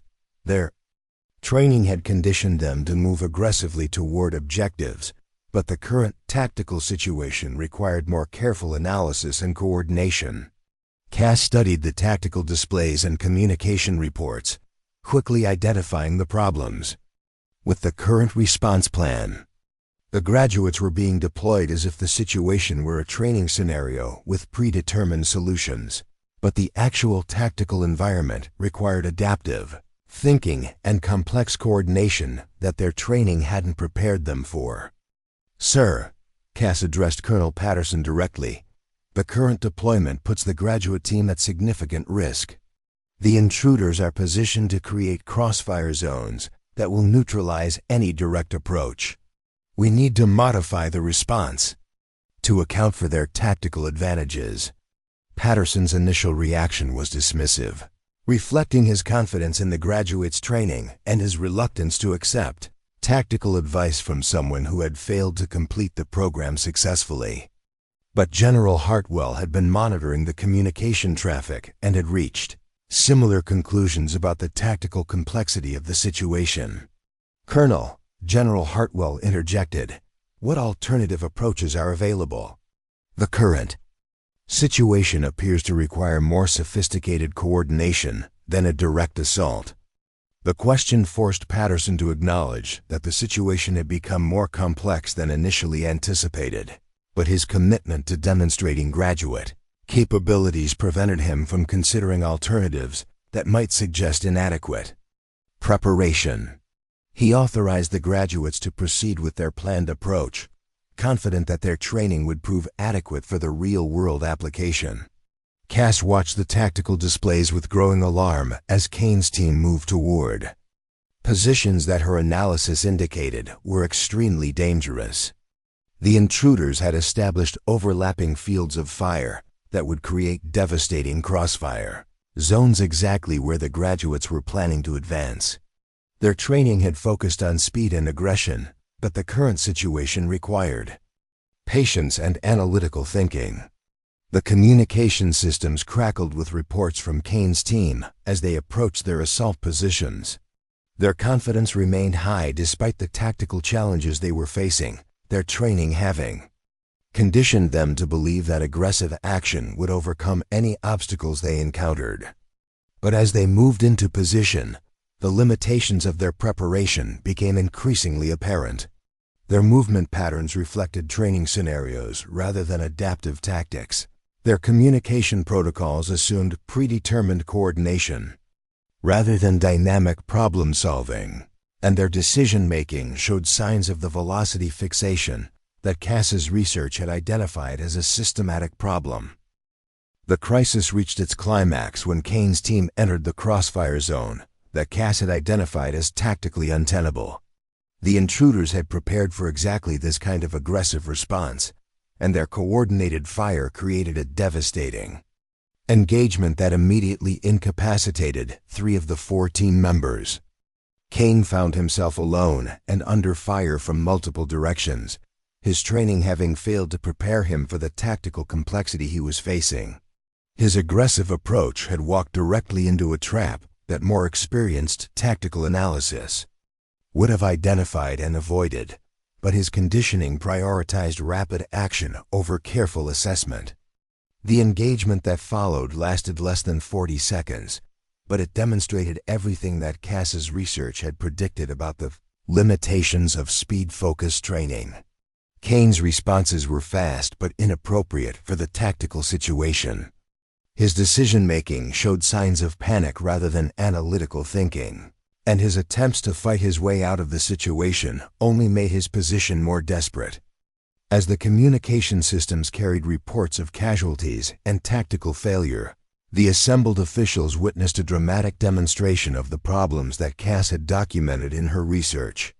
The graduates who had performed so impressively in controlled scenarios were proving inadequate when faced with the complexity and unpredictability of real-world tactical situations. General Hartwell's expression reflected both concern for the endangered personnel and recognition that the situation represented a fundamental challenge to the program's training methodology. The demonstration that was supposed to showcase graduate capabilities was instead revealing systematic limitations that raised serious questions about the program's effectiveness. But the crisis was far from over, and the facility's response options were becoming increasingly limited as the tactical situation continued to deteriorate. The intruders had demonstrated sophisticated planning and execution that exceeded the facility's initial threat assessments, and the failure of the graduate response had eliminated one of the primary security assets available for resolution. It was at this critical moment that Cass made a decision that would change everything. The woman who had been dismissed as too slow and too methodical was about to demonstrate that sometimes the most important tactical skills are precisely those that can't be measured by stopwatches and scoring systems. The facility's most dangerous crisis was about to become the stage for a dramatic validation of everything she had learned about the difference between looking good in training and performing effectively when lives were actually at stake. The command center erupted in controlled chaos as reports flooded in about Kane's team casualties. 3 men down, 1 critically wounded, and Kane himself pinned in a position that offered no viable extraction routes. The intruders had demonstrated tactical sophistication that far exceeded initial assessments, and the facility's primary response team had been neutralized within minutes of engagement. Colonel Patterson stood frozen at the tactical display, his confidence in the ECRP methodology crumbling as he watched real-time evidence of its catastrophic failure. The graduates who had performed so brilliantly in controlled scenarios were proving utterly unprepared for the adaptive thinking required in genuine tactical situations. "Sir," Major Stone said urgently, "we need alternative response options. Immediately. The remaining security teams are positioned too far away to provide timely support, and the intruders are using Kane's position to establish better defensive positions." General Hartwell studied the tactical situation with the calculating gaze of someone who had faced similar crises throughout her career. Her expression reflected both immediate concern for the endangered personnel and growing recognition that the entire demonstration had revealed fundamental flaws in the program she had come to evaluate. "What assets are available for immediate deployment?" she asked, her voice carrying the authority of someone accustomed to making life-and-death decisions under pressure. Patterson consulted his status boards, but the reality was stark. The facility's security forces were designed to handle routine threats, not coordinated tactical operations by professionally trained intruders. The ECRP graduates had represented the most capable rapid response option, and their failure had eliminated the primary tool available for resolving the crisis. "Ma'am," Patterson replied reluctantly, "our immediate options are limited. The main security force requires 30 minutes to reach the breach area, and their equipment isn't optimized for the kind of tactical engagement we're facing." It was at this moment that Cass stepped forward, her voice cutting through the uncertainty that had paralyzed the command center. "Sir, I request permission to intervene directly." The silence that followed her statement was profound. Every person in the command center turned to stare at the woman who had been dismissed from the very program whose graduates were now failing catastrophically. Patterson's expression shifted from surprise to something approaching outrage at what he perceived as inappropriate presumption. "Rodriguez," Patterson said with barely controlled anger, "you were removed from this program for inability to meet basic standards. This is not the time for misguided heroics or attempts to prove a point." But General Hartwell had been studying the tactical displays and had reached conclusions that differed significantly from Patterson's assessment. Her military experience allowed her to recognize that conventional approaches were proving inadequate, and unconventional solutions might be necessary to prevent further casualties. "Colonel," she said quietly, "explain to me why Specialist Rodriguez's request should be denied." The question forced Patterson to articulate his reasoning, rather than simply dismissing the suggestion based on institutional prejudice. But as he began to explain why a failed candidate couldn't possibly succeed where program graduates had failed, he found himself confronting the logical inconsistency of his position. "Ma'am," Patterson said slowly, "Rodriguez failed to meet the program's time-based performance standards. Her approach to tactical problems prioritizes analysis over rapid execution, which makes her unsuitable for elite combat operations." "And how well did rapid execution serve us in the current situation?" General Hartwell asked pointedly. The question hung in the air like an indictment, forcing everyone present to confront the reality that speed-focused training had produced graduates who walked directly into tactical traps that more careful analysis might have avoided. The very qualities that had led to Cass's dismissal were exactly those that the current situation demanded. Cass seized the moment to present her assessment of the tactical situation. "Sir, the intruders have established overlapping fields of fire that create killing zones for any direct approach. They're using Kane's position as bait to draw additional responders into predetermined engagement areas. A successful intervention requires patience, precise timing, and the willingness to move slowly enough to avoid their prepared positions." Her analysis was clear, concise, and demonstrated exactly the kind of tactical thinking that had been absent from the graduates' failed assault. Major Stone had been monitoring the tactical displays and could see that Cass's assessment accurately described the challenges that had defeated Kane's team. "Sir," Stone interjected, "Rodriguez's analysis is consistent with what we're observing.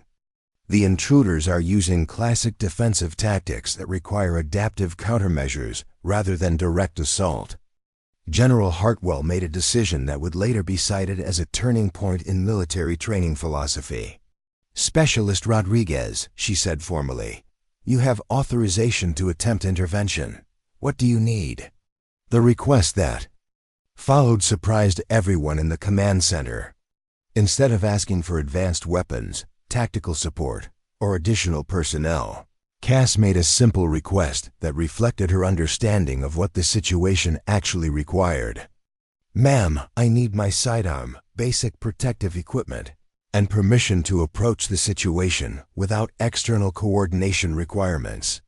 The intruders are monitoring our communications, so radio contact will compromise any tactical approach."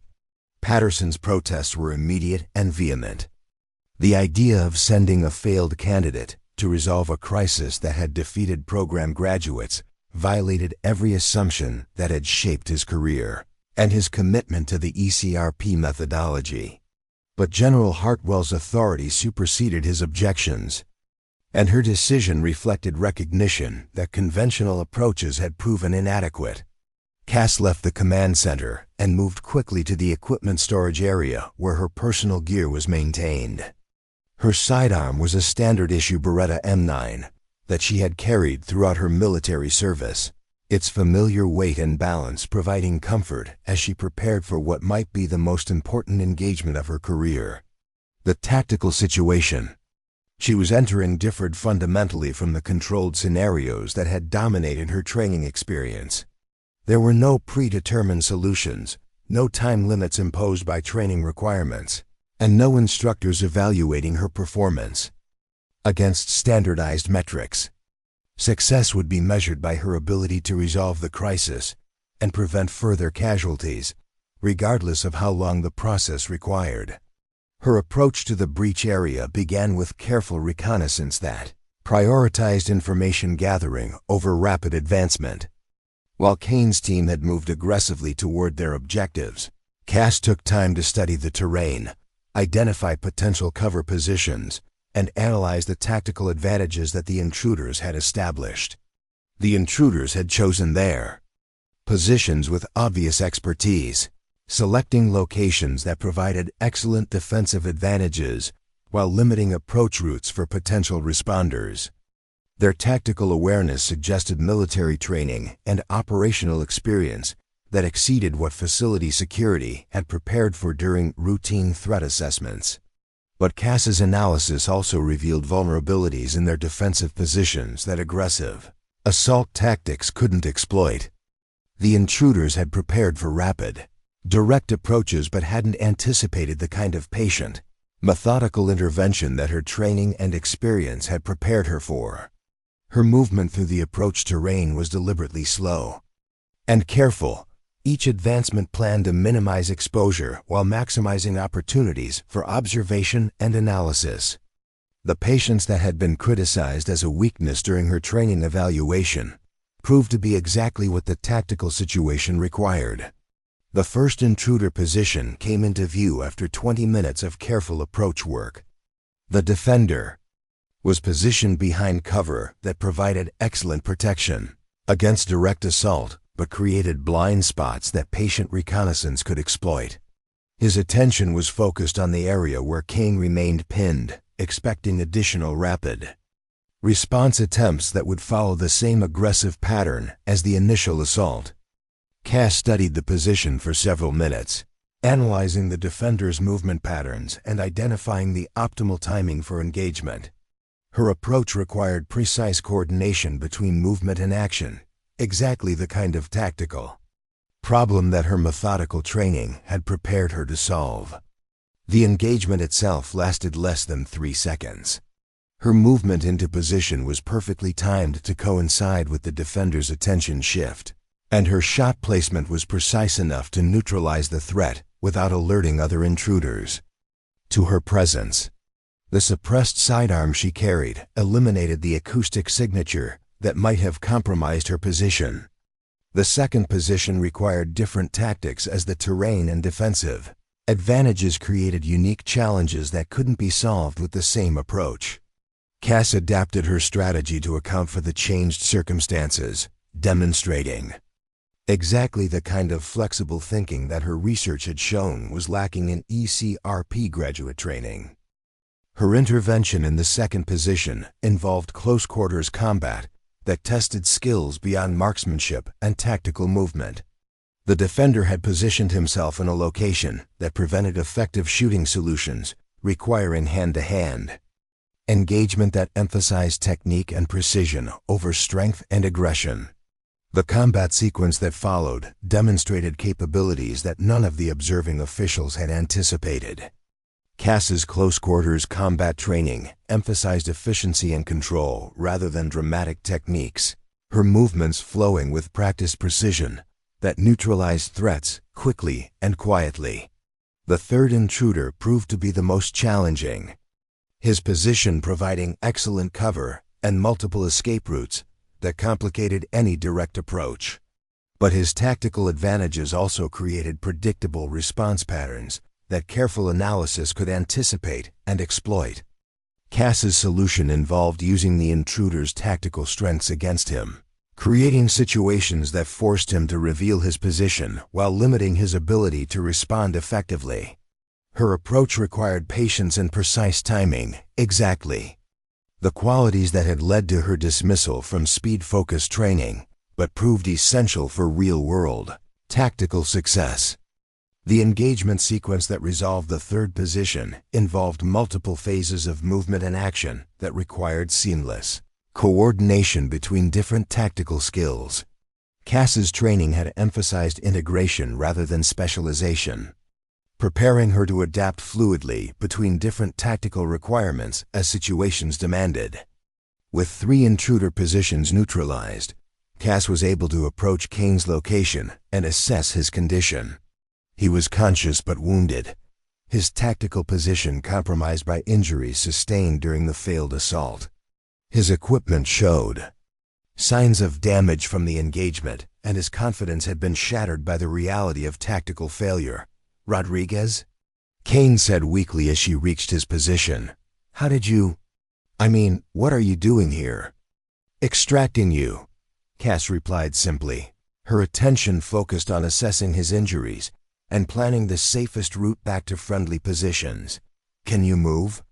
Kane's response revealed both physical pain and psychological trauma from the tactical failure he had experienced. His training had conditioned him to expect success through aggressive action, and the reality of professional defeat had challenged fundamental assumptions about his capabilities and preparation. The extraction process required careful planning and patient execution as Cass helped Kane move through terrain that the intruders might still be monitoring.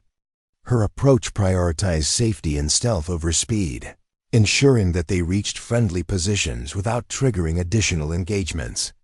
The medical personnel who treated Kane and the other casualties were amazed by the precision of the neutralization techniques that Cass had employed. The intruders had been defeated through methods that minimized collateral damage while maximizing tactical effectiveness, exactly the kind of surgical precision that elite combat operations required. General Hartwell requested a comprehensive debrief as soon as medical personnel had cleared Cass for duty.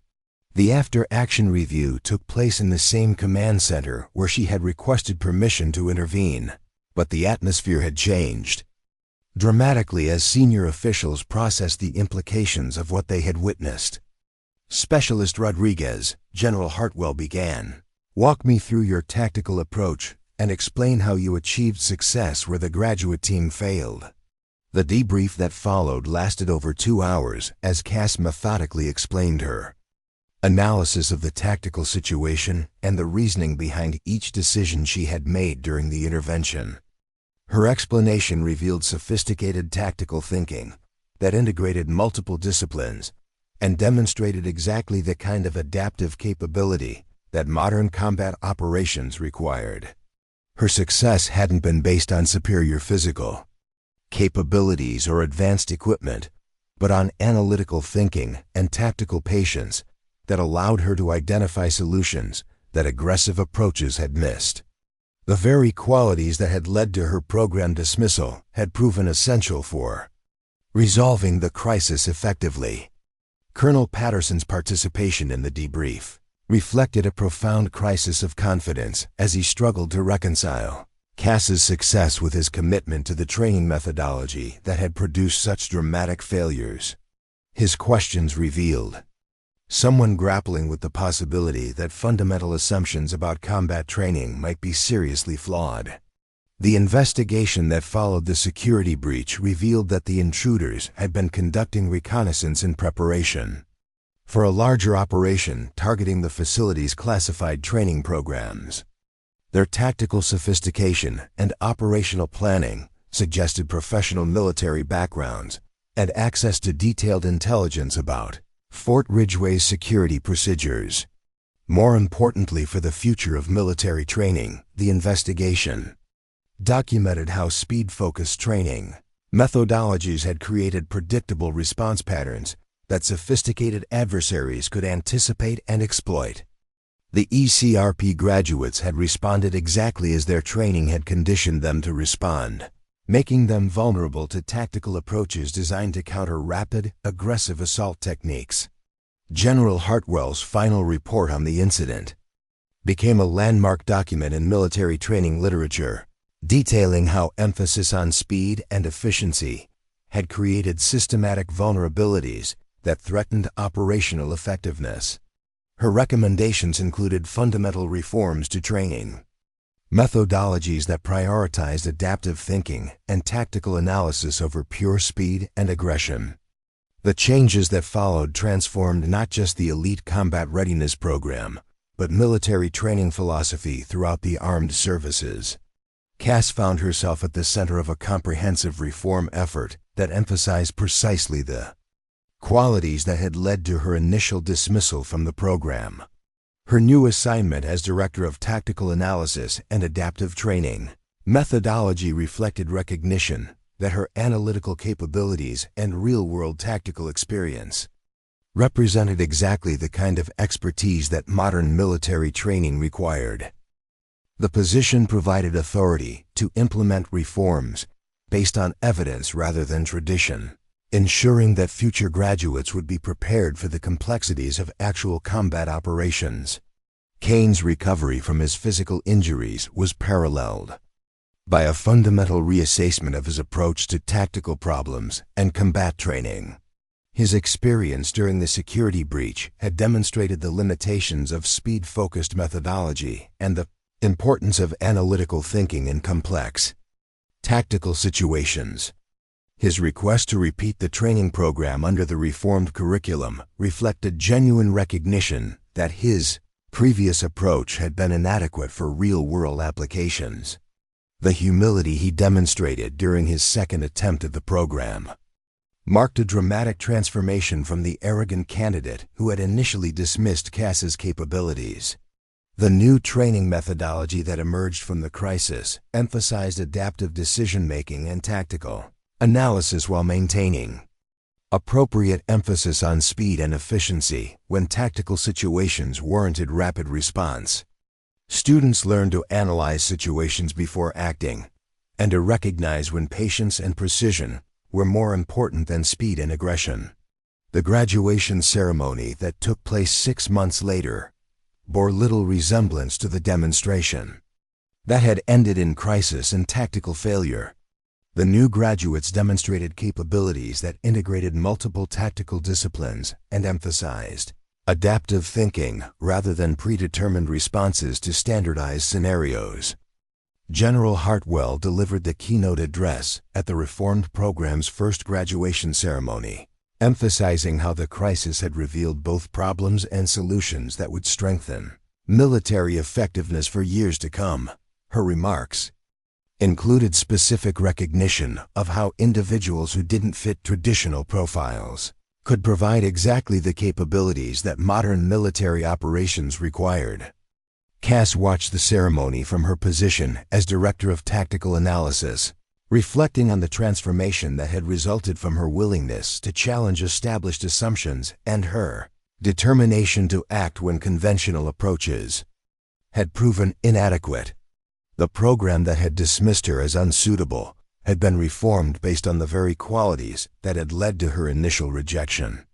The graduates who received their certifications that day represented a new generation of military specialists trained to think as well as act, to analyze as well as execute, and to recognize that tactical effectiveness required integration of multiple capabilities rather than optimization of single characteristics.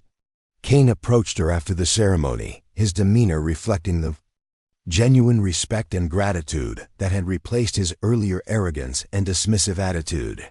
His transformation from program star to reformed student illustrated how crisis could create opportunities for growth and learning that conventional success never provided. "Director Rodriguez," he said formally, "I wanted to thank you for everything you did.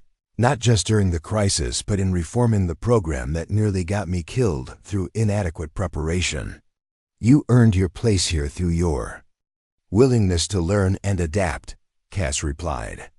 "That takes more courage than most people realize." The conversation reflected broader changes in military culture that emphasized learning from failure rather than simply celebrating success, and recognized that the most important tactical skills often couldn't be measured through conventional performance metrics. The reforms that had emerged from the security breach created a training methodology that balanced speed with precision, aggression with analysis, and confidence with humility. The new approach produced graduates who could adapt to unexpected circumstances rather than simply executing predetermined responses to familiar scenarios. Years later, when military historians analyzed the transformation of combat training methodology, they would cite the Fort Ridgeway incident as a turning point that demonstrated how crisis could reveal both problems and solutions that conventional evaluation methods had missed. The woman who had been dismissed as too slow and too methodical had proven that sometimes the most important tactical capabilities were precisely those that couldn't be measured by stopwatches and scoring systems. The facility that had once celebrated rapid response and aggressive action now emphasized adaptive thinking and tactical wisdom. producing specialists who understood that true elite capability required the judgment to know when to act quickly and when to act carefully. The training revolution that began with one woman's dismissal had ultimately strengthened military effectiveness in ways that would benefit countless future operations. As Cass reflected on the transformation she had helped to create, she understood that her greatest contribution hadn't been the tactical intervention that resolved the crisis, but the research and analysis that had identified systemic problems before they could cause even greater casualties. The patience and methodical approach that had been criticized as weaknesses had proven to be exactly the strengths that military training had been lacking. The program that now bore her influence would continue to evolve and improve, guided by principles that emphasized evidence over tradition and results over rhetoric. The revolution in military training that had begun with her dismissal would continue long after her service ended, ensuring that future generations of military specialists would be prepared for the complexities and challenges of modern combat operations. Up next, you've got two more standout stories right on your screen. If this one hit the mark, you won't want to pass these up. Just click and check them out.